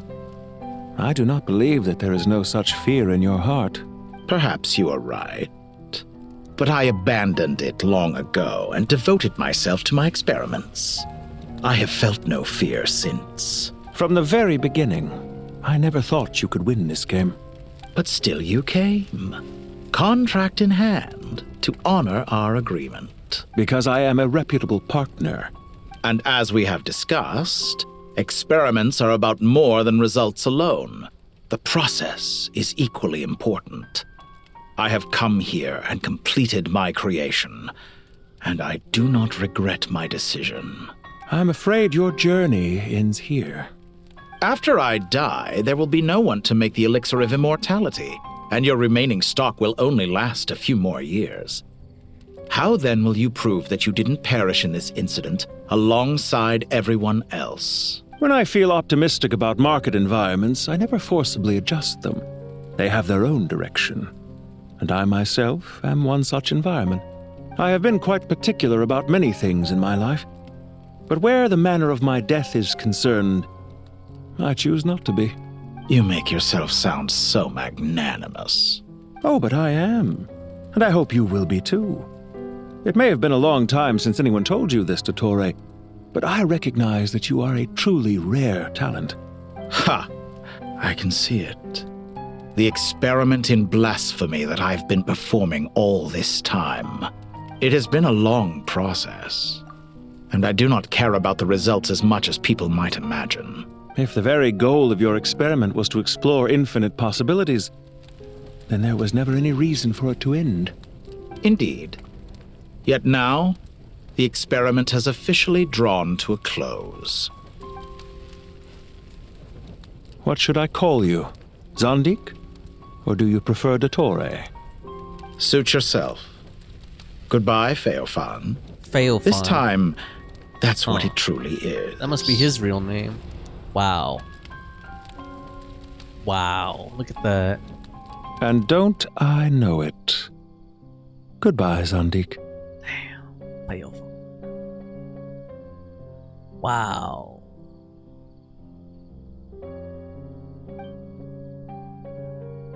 I could have carried out many more experiments, but to me, Lord of Dendro, this outcome is certainly not the worst. I believe you. But unfortunately, this is where it all ends for you. This experiment does not belong to you, nor do any of the results. Experiment? It sounds like you're trying to outdo me in my own field. Wisdom is conveying information in terms that people can clearly understand. You know exactly what I mean. Indeed. I can see no further outcomes. Ha. You have a formidable mind, and you are braver than I thought. Setting fire to the very thing your survival depends on. Your previous threat was empty, but this time, it is real. When necessary, wisdom can be as fierce as an inferno. Some of the flames that incinerate you come from within yourself.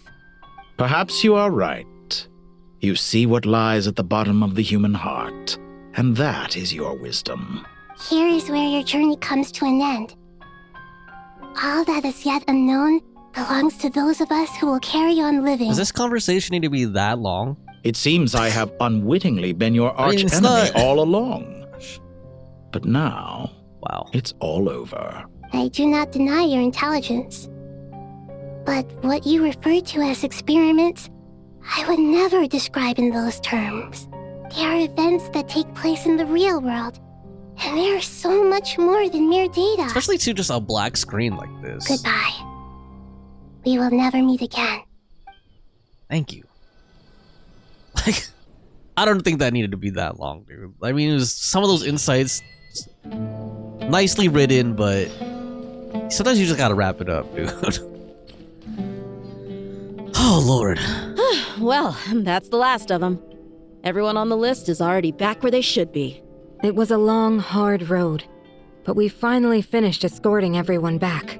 I just pray that we'll never need to leave again. I hope we can stay here forever in this peaceful paradise of our own choosing. Paradise.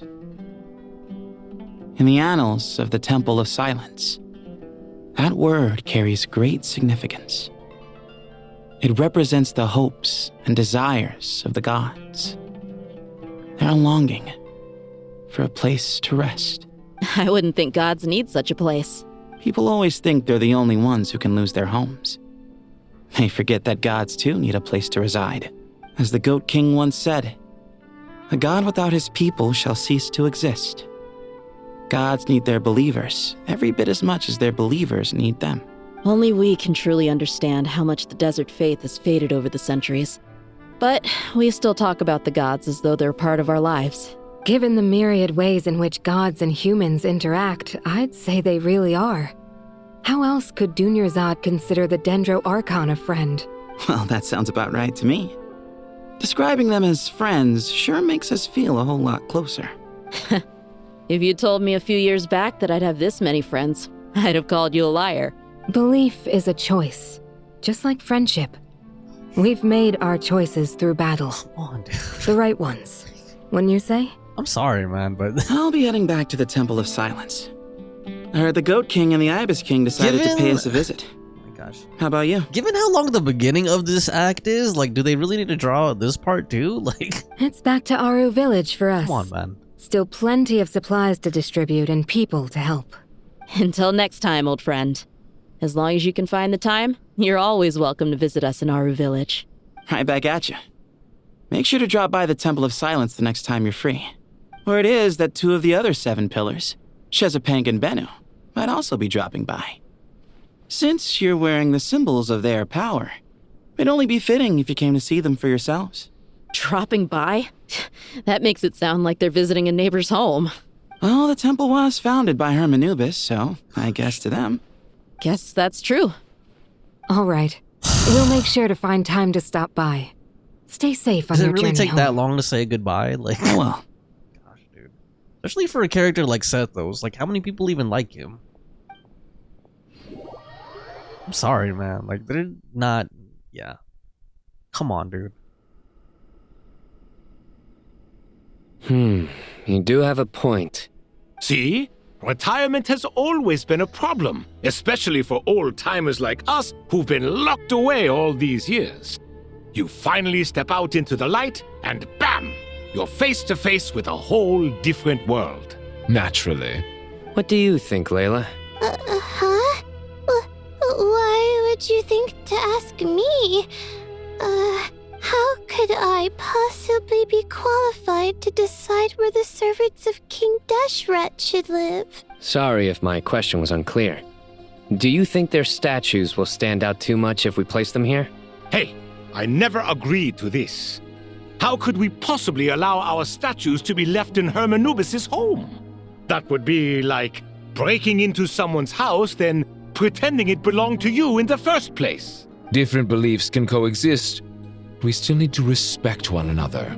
By which you mean, you two plan to stay at the Temple of Silence, for a while at least, but you have no intention of relocating your statues here. So, you see this as sort of a family visit? Is that correct? Family. You could say that. In a sense, Hermanubis would view this as his home. Just look at this place. Magnificent, is it not? The sad truth is, in the past, all three of us invested so much into misguided ventures. We failed to build what we should have, and wasted so much time instead. And what do you mean by that? I mean that for the most part, time spent associating with the likes of Sobek, and, let's say, Thoth, might reasonably be considered wasted. Why does that not surprise me? Go on. Anyway, given how much time we'll all be spending together, I'd say that the bonds we built will end up proving to have been a sound investment. Once Sethos, the current leader of the Temple of Silence, returns, you can discuss the matter of staying here with him. But judging by the expressions of everyone here, I imagine you'll receive a very warm welcome. This sacred ground houses untold knowledge, after all. What better place for the servants of King Deshret to appear in the mortal world? How about we share a meal together first? I imagine it's been many years since you last tasted fresh food. Do these guys even eat? Oh, that sounds wonderful. I guess they do. After so many hundreds of years, I can only surmise that desert cuisine has become a lot more varied. What if they need to use the bathroom? Are we having a get-together? If you'd like, I can help prepare some food. After all, Lord Thoth, you helped me so much in the desert, and I still haven't properly thanked you. Oh, my, that would be wonderful. I'm touched that you still remember. This has been almost 4 hours already. How the times have changed. To the people of today, it seems the Ibis King has become a kind and passionate god. And you, Mr. Herreshoff? What kind of god do you wish to be? To be honest, I haven't given it much thought. How about you, Dendro Archon? Do you have any hopes for your future? Me? I'm very happy with my current life. Forgive my bluntness, but you do not seem to derive your authority from majesty and might, like Lord Al-Akhmar. Clearly your approach has its advantages, but also its dangers, What is the purpose don't you of this conversation? I do, but projecting a majestic front doesn't really suit me. Besides, my relationship with others isn't simply one of a god and her people. Not putting on airs might earn you more adoration. Exactly. Besides, I really like parties where everyone brings their own food and we all come together to share. AKA a potluck. You should join us.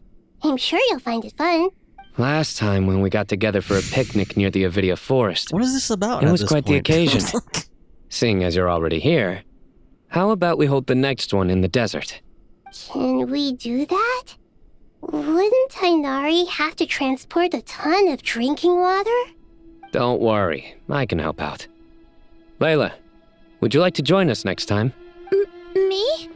I hate seeming so negative, but I have to. The more I the have to merrier. share some thoughts on this. That way we. I'm trying to just get through it for Don't take this now. the wrong but way. This is just I getting. just think you should know. When it comes to passing the time, chess is You guys more know I'm our one of the thing. most patient players In that out case, there. I let all the Dendro dialogue Archon, play out. I what don't do you skip say? things. If I were to compete against you, I can't say with certainty. So you know if I'd it's getting win, to me but I that certainly there's wouldn't mind definitely giving it a something shot. wrong with the writing, dude. Where's Sobek? I'm sure he'd be good for a few rounds. Cards, cards, cards! I'll always prefer chess. I wonder what variant of chess Like, we're what is this even talking about here. at this point, dude? Mr. Thoth, is there some sort of astrological significance to this game? Oh, I'm glad you brought that up. As long as the leader of the Temple of Silence agrees, we can search Hermanubis' place for books to teach you how to play. Did they build up to anything about astrology or anything? Like, that was a super pointless conversation, dude. They could have easily summed that up. Devastation visited on Sumeru City. Or condensed it, I So should many say. houses destroyed or damaged in the fighting. Who could have foreseen this? Look at all of this. It's going to take me forever to tidy up.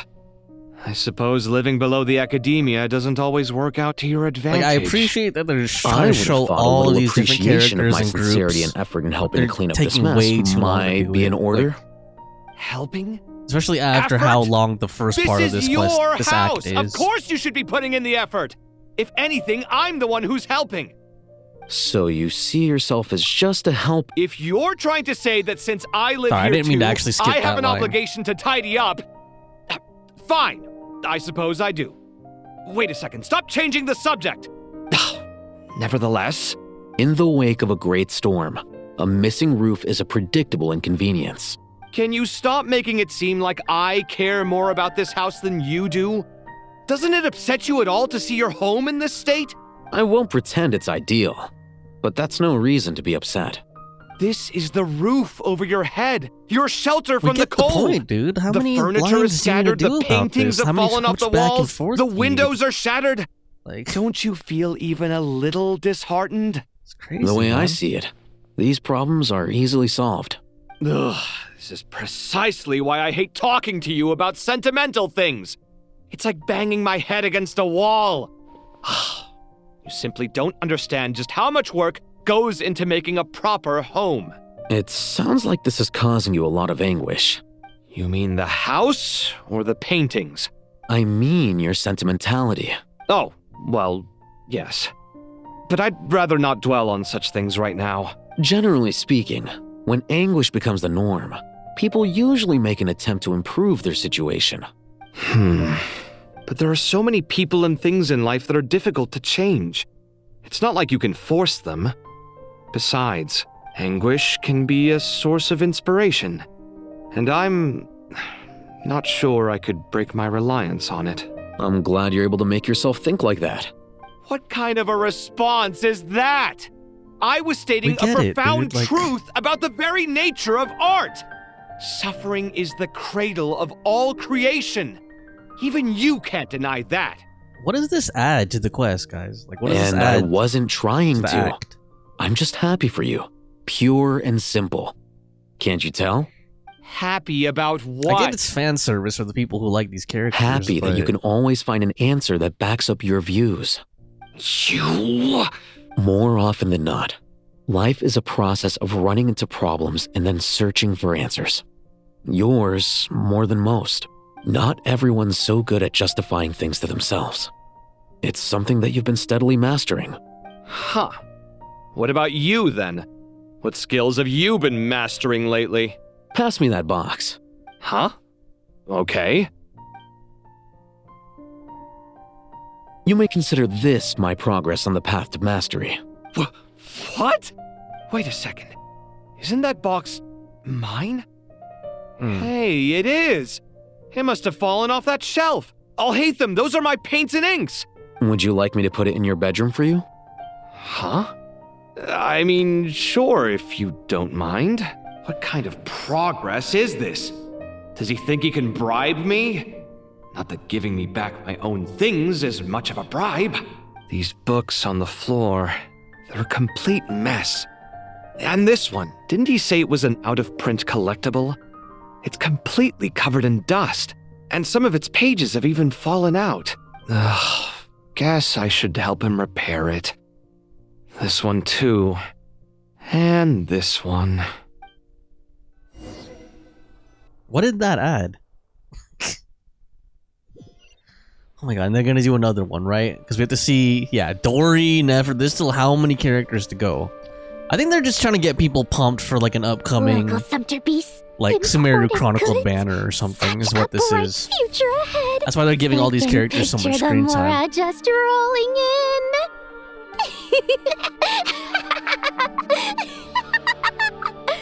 You do realize you sound like a choking cow? Some of this stuff should actually be funny. It's just that they've worn me down to the point where, like, I'm not amused anymore. Are you not intimidated? Oh, I'm positively shaking in my sandals. What commands do you have for me, oh mighty Lord Sangamabe? You've got a lot of nerve, Nefer. You went and told Candace and the others everything, didn't you? Seriously, do you have any idea how differently they see me now? And I honestly think Surely I'm just gonna let that's this a good autoplay and talk thing. over it. I honestly think presume that they're more this disposed whole to part, actually like all like you these little now. montages Maybe at the even end of view all the you as different a friend. characters, would have been You much more traded effective if my they just like secret condensed for it more sympathy. Thanks to you, to a I've few lost like every last you know shred of my punchlines, so to mercantile speak, majesty. funny How am I supposed to moments make anyone or think I'm a big, insightful scary character moments, investor now? and just flew through them a little bit quicker. dark days But the of fact that Lord they're padding them out Sangamabe like are this and behind making you. them all super Why long, not take this especially chance after to how make a long few of a honest quest this already friends? is just ridiculous. Speaking And at of this point, friends, like I'm not even since when amused did with the it anymore. Like I notorious can't even Lady enjoy it Nefer anymore. gain such an admiration for holier-than-thou types. A moon chanter here, an angel there? Who'd have thought it? A coming together of fates, nothing more. No need to throw around accusations of admiration. Forget it. You're right about one thing at least. Making friends is never a bad thing for a merchant. Still, I really took a loss this time. And Dory is such a one-dimensional character. you Like looking no insult or I'm shade to trying anybody to see who likes if you're Dory, really but like crying or if those are just crocodile tears. A little birdie We're not learning told me anything that new when about the Lord character. Sangamabe makes money, the tears flow from the center of her eyes. But when she loses it, they flow from the corners. Which is it this time? Ugh, you are so annoying. I'm not talking to you anymore. Nefer, thank goodness you're here. I've been looking everywhere for you. Huh? Well. If it isn't the House of Dana's very own librarian. Just literally sees what her as can a I piece offer of you Mora. today, Miss Katayun? Oh, no, I'm not here to buy.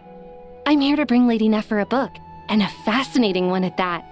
We agreed to meet at the entrance to the mausoleum of King Deshret.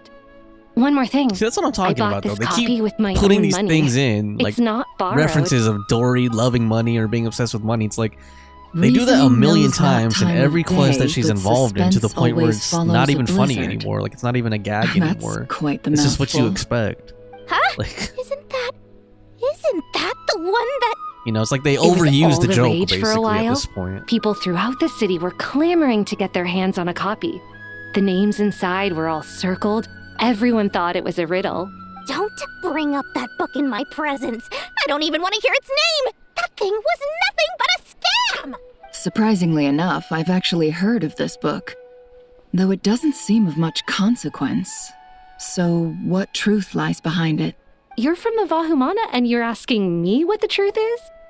I'd say the actual truth was about the least important part of the whole Almost episode. at 4 hours, dude. I brought you this book because it probably has the most interesting backstory of any in the House of Dana's collection, at least in recent years. As for its quality, well, you can judge that for yourself. Don't tell me it's actually any good.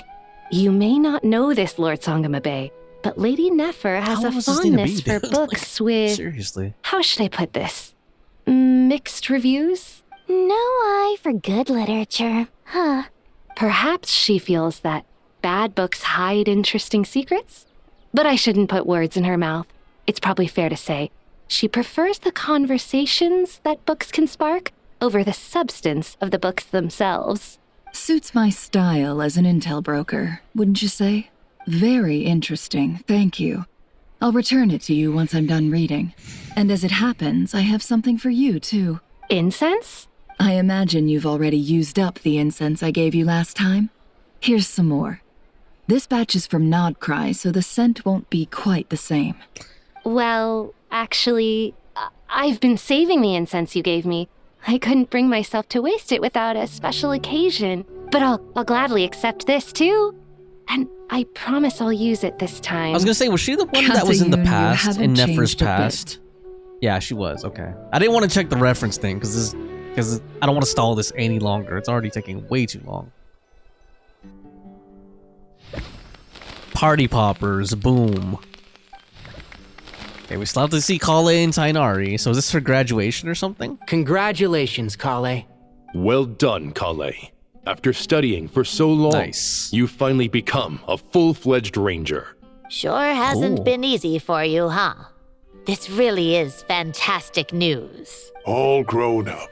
No longer a trainee, but an official forest ranger. Oh, the next step is to secure tenure in the academia. Thanks, everyone. It's true. I'm an official forest ranger now. Master Tighnari, thank you for your guidance and support. I wish Mr. Sino were here so I could thank him too. Sino had a matter to attend to at the Temple of Silence. I don't imagine he'll be back for some time. But don't worry. We can celebrate together once he's finished. I'm afraid the party will have to wait. Collei still has some matters to attend to first. Collei? Is everything all right? No, it's not what you think. There's nothing wrong with my health. I just have a few things I need to deal with. I've made plans with the Traveler and Paimon to visit Monstadt. Master Tighnari and Mr. Sino will be accompanying us too. Well, that's a relief. Let's get together when everyone's back. I'm sure you'll be doing even better by then. Of course. I have a feeling you're right. At least that one was actually too bad. And it was one of the more meaningful ones too, which is ironic, right? The one that has more meaning to it, like an actual After all that catching character up on arc sleep and food, being I'm completed. feeling full of They vigor truncated versus the again. ones that were just like filler crap, basically. For someone who spends so much time resting, your recovery routine is surprisingly simple. If anything, that one should have been the longer segment. Working her The butt one with off too, you Collei. know. She flew all over the city helping everyone out. Don't worry, I saw how hard you worked. Alright, we all know you're the most hardworking person in Tevad. As long as you're rested and full, that's what really matters. Paimon's been looking around the place, and it seems like the city's already on the mend. But Paimon's been wondering how Nahida's doing. Okay. Can we please just take a group photo and end this, please? Like, God, man. Alright, let's get this over with. Alright, here we are. I think we were supposed to take a group photo or something. Hey, Nahida! And Hat Guy's here too! Traveler, Paimon. What's going on here? Nothing much. Nahida was just expressing concern for my physical and mental well-being. Oh, the Traveler told Paimon all about that. We've both been very worried about you. Are you feeling alright? He's like, of course I am. You make it sound like I'm on the brink Yeah, of some see? kind of breakdown. Truth is, I'm doing much better than you might imagine. If we can just get to the bottom of Dottore's intentions, we can minimize his negative influence. That's the sort of thing I excel at. Just listen to that newfound optimism. It seems like having you enroll in the Vahumana was a truly inspired move. I can really see the positive influence. Observe, a classic Sumeru specialty. Chalking everything up to education and learning. To be honest, even I can sense the change in you. Everything Dottore said to you was a way to manipulate your mind. Fortunately, you're no longer under his sway. Can someone as old as me really continue to grow? Yes. If it helps, just think of yourself as a late bloomer. It's all a matter of phrasing, and it comes down to what standards you measure yourself by. For a puppet, developing at such an age is perfectly normal. But if you choose to call yourself a late bloomer, it sounds more like you consider yourself human. However you see yourself, well done. All right, I see what you mean. Anyway, what's your next step? What else can I do but complete my current courses? Everything else can wait. Anyway, that's enough chit-chat. There are still things in the city I need to help out with. I'll be heading there now. Okay. Come on. I'm so happy that Hat Guy is doing better than we thought. But what about you, Nahida? How are you holding up? The Gnosis burned down the corrupted Irminsul. The flames blazed for 7 days and 7 nights before they finally subsided.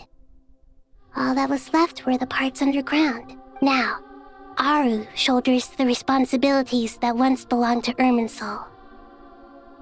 The situation was contained before it got out of hand, so Tevat's most vital information has largely been preserved. Irminsul has a strong influence over you, doesn't it? How will you cope now that it's gone? There is no need to worry. Thanks to Nicole's extraordinary talents, my connection to Irminsul has been severed and transposed onto Aaru. So Aaru replaced Irminsul. Angels can do things like that? They can. Such abilities are precisely what makes them so powerful. The goddess of flowers, Nabu Malikata, once claimed that she too could perform feats beyond the reach of mere mortals. In my eyes, much of what she went on to achieve reached such transcendent levels. Her and Nicole really are both fascinating and magnificent. I wonder what they're setting up. So, does that mean your situation is stable now? Correct. Just imagine that Aaru has become the new Irminsul, and the essence of my existence has been bound to it. I have a feeling that's going to come into play in later acts or later chapters. Unified entity. Should we ascribe this all to fate, or is it merely fortune? Whatever it is, the important thing is that you're okay, Nahida. Dendro Archon, Lesser Lord Kusanali. Oh, thank goodness you're here.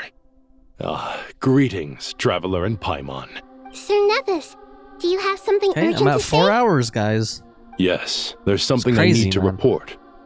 We've received a message from Snezhnaya. Nafis hands a letter to Nahida, who reads it. The Fatui Harbinger, the Rooster, sends us his sympathies, along with all the usual pleasantries. His stance is that, following the unrest in Nodcry, Dottore was subjected to internal censure. This madness was the act of a rogue element, one who cannot be seen to represent the Zapoliarni Palace. No less than can be expected. Snezhnaya paid a heavy price working to stop him. They even lost one of their own harbingers. The letter goes on to say that even so, Snezhnaya cannot claim to be blameless. Apparently, they will deal with Dottore's subordinates in accordance with Snezhnayan law, holding all those involved in his crimes accountable. So if I'm keeping track of this right, they claim that Pantalone died, is what that was all about. Additionally, they are supplying relief funds and supplies, which are already en route. They hope this will aid in Sumeru's reconstruction. Sounds like he's got an answer for everything. True. But as diplomatic rhetoric goes, it's highly effective. Completely watertight, both in logic and sentiment. This disaster has had a profound impact on Sumeru. There is much that I will keep in my heart. The matter of Dottore can be seen as settled for now. We are sure to cross paths again in the future, and in that light, Snezhnaya would do well to uphold their responsibilities and keep a tight rein over their actions. With Irminsul burned, the flow of fate now carries many more possibilities. I will be watching carefully. Perhaps we can move on to a less serious matter? Dendro Archon, oh my gosh. Will you eat with us once this matter is dealt with? Please, everyone just wishes be a to celebrate together. Cutscene Your or presence will be artwork. most welcome. Not a long, padded out conversation at the cafe Junior or Zod, something. Sino, and Hypatia all told me the same thing. If there isn't enough room for everyone, we can arrange back-to-back feasts. What a wonderful idea.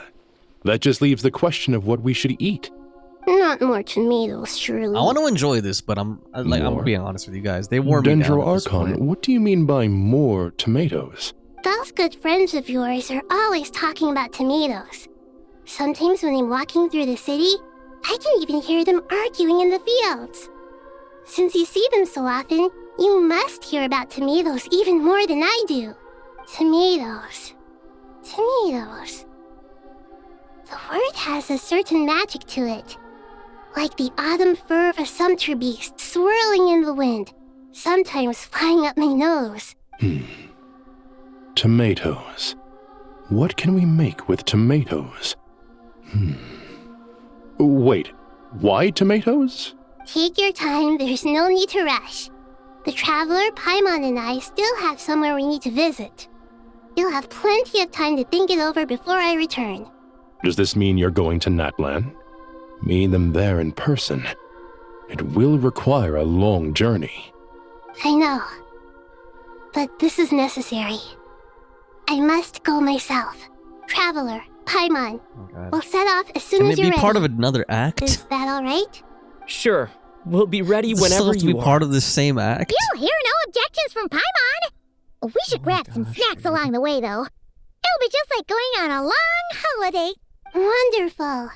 I'm looking forward to this so much. Is the act over, or is... Oh my god, they're gonna show us in Natlan too, aren't they? Guys, this has been more than 4 hours. Such a lively place. It's super cheerful and positive, too. I can see that. There are people outside exercising at all hours. Such a healthy way of life. And think about it. I'm just start talking over this dialogue. Well, maybe not this part. Welcome. You must be hungry from your journey. Would you like something to eat? Oh, thanks, but no thanks. I could think of something I want to eat, Mavuika. Here. We had a mushroom platter, Sab's meat stew, butter braised chicken, hot sour pudding. Paimon's positively stuffed. All right. No need for all that detail. I'm starting to get hungry myself. Maybe later then. We can wait till everyone's got an appetite. Then I'll head out for a meal together. This is the act that never ends, literally. Sounds like a plan. Like, literally never ends. It's gonna keep going and going. Like... Oh, dude. What are they thinking? I should tell you, I already have some sense of why you've come. Why's that, Mavuika? To say thank you. Your senses are spot on. But on top of that, we also feel guilty. Because the Gnosis has vanished? I sensed its loss. Despite scouring through the remnants of Irminsul, we couldn't find any sign of the Gnosis. Not even any trace of it burning to ash. That's certainly unusual. Still, the potential fallout from Irminsul's loss is significant, to say the least. Perhaps the Gnosis's disappearance is simply a knock-on effect of the impact it's had on a certain strand of fate. There's no need to feel guilty. We were clear that this time there was to be no returning, only giving. Pure and simple. Thank you really is a fascinating phrase. We use it to express gratitude for the smallest of things. Yet, it's not that we lack other means of expression. It's that when we truly need to express our feelings, the simplest and purest words are always the most powerful. You're right. In Natlan, we prefer simple expressions too. Companionship, friendship, support. They might not sound fancy, but the sentiment behind them is sincere. That's wonderful to hear. Sincere feelings are often a vehicle for the deepest wisdom of all. Irminsul's destruction doesn't seem to have done you much harm. I'm glad to see you're doing well. There's still a lot of work to do, but before we begin, we felt it was important to come here and speak with you. Partly to express our gratitude, but also because we felt that seeing you, in a sense, is like basking in warm sunlight. That's a nice way of putting it. I like that. To tell you the truth, though, I'm not a fan of somber meetings. So, since there's nothing more to say, why don't we go bask in some actual sunlight? The weather's beautiful today. What a great idea! Paimon's gonna lie back and soak up some rays. Okay. Please. Oh my god, I thought I was gonna do the crawl. Like, act 10 complete. In that case, I think I'll lie down for a bit too before we head to our next stop. And where might that be? Monstadt. Paimon and I are gonna head back there with Collei and the gang. Long ago, I sensed that the god remains inside Collei had come from the goddess of flowers, but I kept it a secret. Those remains weren't hurting Collei, not as she is now. They simply exist. Besides, I could sense a deep yearning within her, a yearning for an ordinary life. a yearning to hold on to the hard-won happiness she now enjoys. With someone like her, I have a responsibility to keep her secret. What is with She should be ready to face the truth by now. Whenever people meet, there is always the potential to create warmth and kindness. Every child grows up, but even as adults, they are still children in the eyes of certain people. I can't wait to talk about this, dude. Like, this is Just insane. like how Paimon sometimes sees Nahida as a little kid. Is that so? Well, Like, did they anyone change who's friends with a writers or kid something is recently? probably a kid themselves. Of course! And there's nothing wrong with that. When we get back, we'll actually be hanging out with another of our friends who happens to be a kid. Or more like looking after, in her case. Clea. Anyway, we'll always be there to watch out for our friends. This would be a good time to end it right here. Dear Sucrose, when you receive this letter, serious? I'll probably be as busy as always. But busy with wonderful things. That's because I'm no longer a trainee. There's so many good places they could end right? it. Like, in all Sino these... said them Like, official that would have been a rangers great are place. much Like, tougher than pan up trainees. to the sky, Though we did and say it then, was like, do already the title pretty crawl tough to thing, like, start out Act with. 10 complete, but they have to do You this, probably heard too. that something big Why? happened in Sumeru recently. Don't worry, it's all been taken care of. We're heading to Monstadt soon, so We've been if told you're that free, a million times that we're heading maybe there. we could meet up? Why do they have to Plus, keep reiterating it's not just it? me. A few of us are going. Hey, do you still remember that time we all got This is together? crazy, dude. You know, when we all went to the Holy Windbloom Festival? shit. It'll be just like that. God, I think this is the most impatient I've ever been with a Genshin quest, dude. And it's still going. 2 days later by the gates of Monstadt. Dainari, is that... Don't you say it! This is literally Is the act that great never ends, dude. Vayuviastra? Behold, the great Vayuviastra, General Mahamatra. It's not even funny anymore. How times have changed. I wasn't expecting you to beat me to the punchline. You've changed. You've really upped the aggression in your battle against Sino's jokes. I'm sorry, guys. Collei, how I want did to you be know so what I was negative, going to but say? This is crazy. For the love of... Okay, right here. Good ending point. Traveler! Paimon! You're right on time! Say something pithy. I Close hope it. we haven't kept you waiting. This would be perfect. Right? Collei! Sucrose! It's been See, like, so that would have been long. perfect. Like, kept How have you you waiting, been? huh? And then... I've been well. Title crawled it. Everything's going great. What about you? But Are they're you just still going busy? on and on. Like, they can't Not shut at up. the moment. Oh, They right! can't stop. That juicer you gave us works amazing! Why did they talk about a Farza loves juicer? it. Seriously? That's wonderful. That wasn't a very interesting plot I point. don't How suppose did you the drew up a detailed test report. Blab about What us fruits more. did you use? How's the texture of the This final guy's product? Thinking, dude. Sucrose, you might want to Of course, try they're asking going your to show every questions single one at a Monstadt time. character. Albedo! Then next is going to be Amber. It's then been a Eula, while since all of then us were Barbara, together like this. Then Jean. Then Varka. How about we follow like, the same plan as last time? Then Mona. Good idea, my friend. You never disappoint. Then Razor. So, then Fischl. What are your identities this time? Don't At remind this point, him. I don't care. Just keep going. Like, First things first. Allow me to introduce our very own official Forest Ranger Collei. The rest of us are simply her humble travel companions. This sounds like one of those mushy stories that gets people hooked on some corny, heartwarming premise. this isn't the time for this filler Is conversation. our story not like this, heartwarming? dude? If I recall correctly, there was even a scene like this in King of Invocations. Besides being heartwarming, our story's also about End tough, it, wrap it impressive up. sounding job titles. At least that's what I think. God, please tell me that was the end. It's not. They're loading something else up. Holy shit, this act never ends. You, Collei, and the others must be the Knights of Favonius. What? Oh, you're here already. Why? I'm still giving Dottore a little trim. A trim? I'm sorry, dude, but like, Dottore need haircuts too? think about when was the last time I had a natural ending point. Of course. It's important before to I know went into how Dottore's to take dungeon. loving care of the apples of your eye. It's crazy, dude. All of these trivial matters get left to me. It's because I'm an angel, and angels are, in a way, the guardians of all Teyvat. Oh, right! Well, This that's is definitely literally an never impressive ending. sounding job title. What are you writing?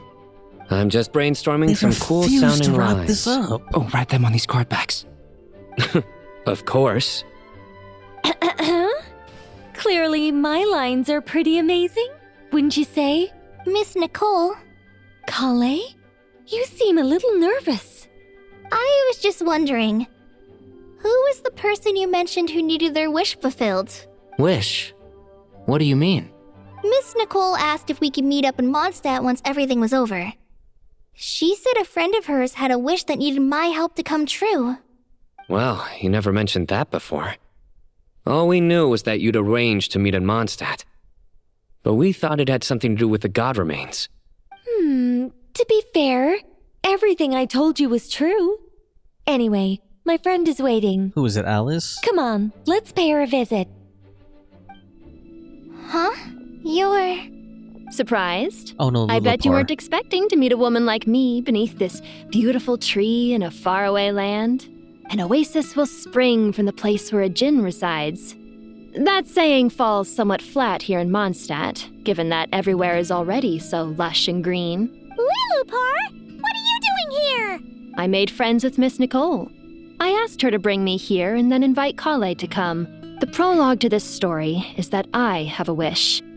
It has stirred within my heart for centuries, millennia even. Originally, it was merely Al-Ahmar's lie, but now it has become reality. Could this be... related to the goddess of flowers? My dear young lady, my mistress left her final trace in this world upon you.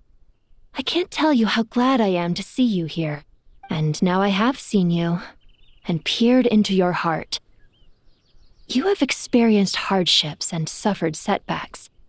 The torment an ordinary person might expect to face has befallen you threefold. This is the source of your resilience. But beneath all this, I've witnessed the seeds of desire. You yearn to return to the simple life you once knew, do you not? I do. I want to throw away everything that isn't mine. But how do you decide what is yours? The scars that others carve into your flesh? The kindness and love they inscribe? Are these things not yours as well? They are. This is something I've talked about with Miss Nicole. Miss Nicole said I should learn how to adjust my standards. I just want to live as an ordinary human. Anything beyond that isn't mine. Don't you want anything from the remains of the goddess of flowers? She gave me a revelation once. I think that's already more than enough. In the past, you would not have possessed such a rich heart. Your brief life has taught you to hold on to everything good, to home in on kindness. How fascinating. You're nothing like Nabu Malikata, and you're certainly not her. Of course not. I'm not some great and powerful being, Miss Lillipar. Yet I am a djinn. We exist because of the Lord of Flowers. We revere and love her. My wish is to see her one last time, to give everything for her. Collei, can you do this for me? But her remains won't be easy to remove. Are you sure this is what you want? That's beside the point. First, I need to know, are you willing to do something for the soul of this lonely, wandering woman? I'm willing. But look, you know nothing about me. Even if you have heard the stories about me, all you would know is that I was rightly punished for the many evil deeds I committed. So you do know. Your lips are quivering, your eyes trembling, and still you're willing to do something for me. Life has been cruel to you, and yet you've learned to be kind. My dear young lady, to repay your kindness, I too must play my part. Are you sure about this, Lillipar? I yearn to see my mistress. For this moment, the world can burn to ashes, the universe be engulfed in flame. I care about nothing else. And you, Collei, I can give you a gift. You'll become just another ordinary human. But Miss Lillipar, what will happen to you? My wish will be fulfilled, and I can die happy. Why would you wish for that? A long, unending life might seem desirable for one who has never possessed it, yet it brings torment to one who has. My remains are scattered across the yellow sands, but my soul can find no peace. Since you've promised to grant my wish, give me that release. Allow the dying to die, and let the dead rest in peace. You have my thanks. Collei, there's no pressure on you. What she said, it's all true. A wish is a genuine desire, after all. It's as if you want to use the last of your life to give me a better future. Nothing so selfless. We'll be using our futures to fulfill each other's wishes. This is a noble act, a beautiful and secret transaction between two women. I understand. Miss Lilupar, I'm ready. Close your eyes, Collei. Then open your soul. From there, I will embrace my mistress. The downpour of flowers is your touch. Like returning to the very beginning. Like surrendering to your grace, my mistress. People say that devotion is beautiful, yet filled with pain. I mean, this is How okay, foolish honestly, of them. This is a cool scene. I'm For talking me, really quietly because it's devotion super is late here beautiful, now.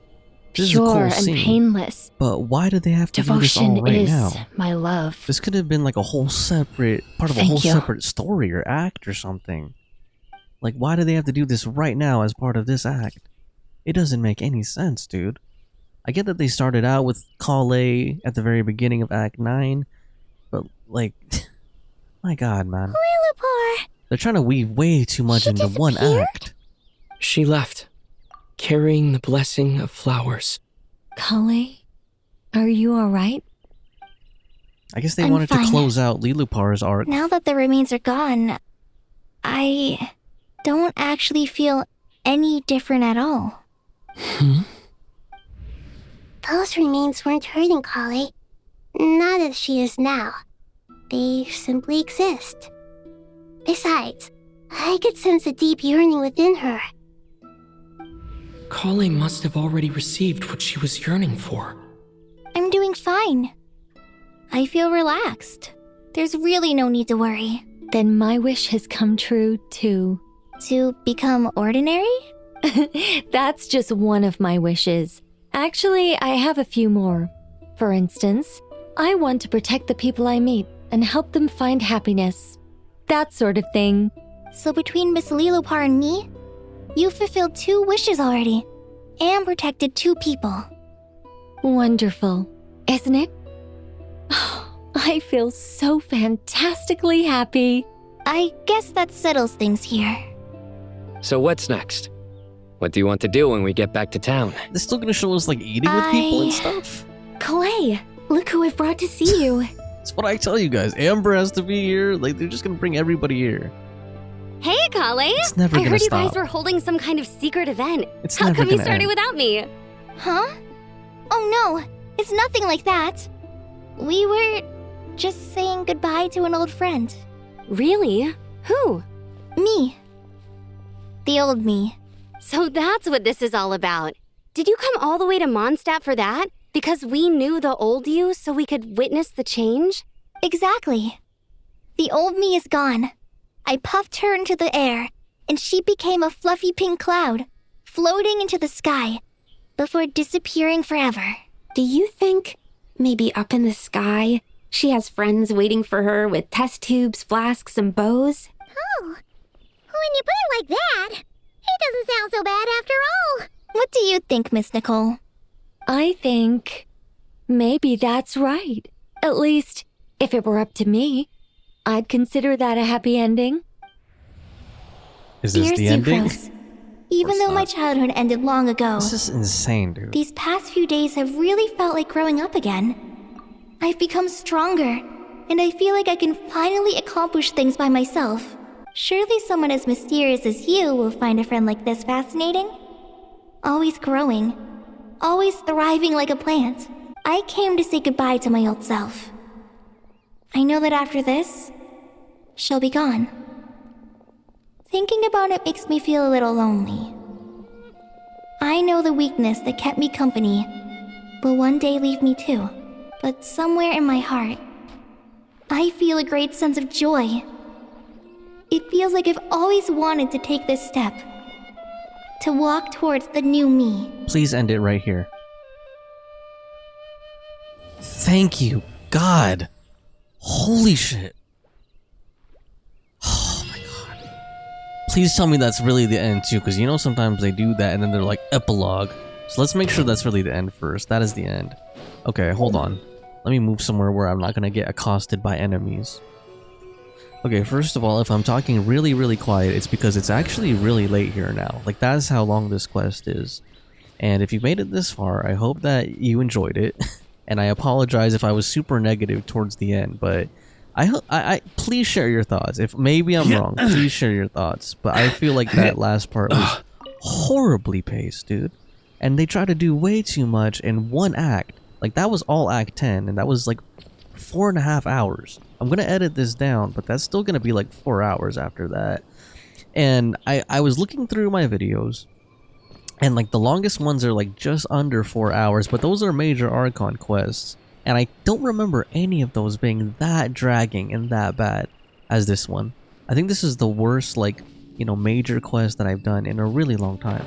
Like, all those Archon quest ones that were, you know, around 4 hours, at least they were full of interesting things and meaningful things. They had action in them, and they were, you know, there was something going on. It wasn't just pointless conversation. Like, this was horrible. The first part was super long in the tomb. Super long. Then they finally get to a climax that's actually somewhat good, even though the dungeon concept was really good that they had. The one that they were going for with the whole cyberpunk feel to it and the obstacles. It was a really good idea that was executed horribly. Probably because of the limitations of the engine. And then after they get to that awesome climax with the burning of Irminsul, they end it with these insanely padded, insanely dragging scenes for all of these characters. So that's what really bugged me about it. And like, maybe it's me because I played Acts 9 and 10 back to back, guys. So I've been playing Genshin for like 8 hours today, which is crazy. But as you can, if you played those acts, you can know at the end of Act 9, it bleeds right into the beginning of Act 10. It's not a natural stopping point. Like, you're right in the middle of something where they end Act 9. And then throughout Act 10, there's hardly any natural stopping points in it. So I feel like they could have broken Acts 9 and 10 into 3 acts rather than 2. But anyway, I'm going to leave it there because I got to rest, dude. That was way too effing long. Let me know what you guys think in the comments. Thanks. Bye-bye.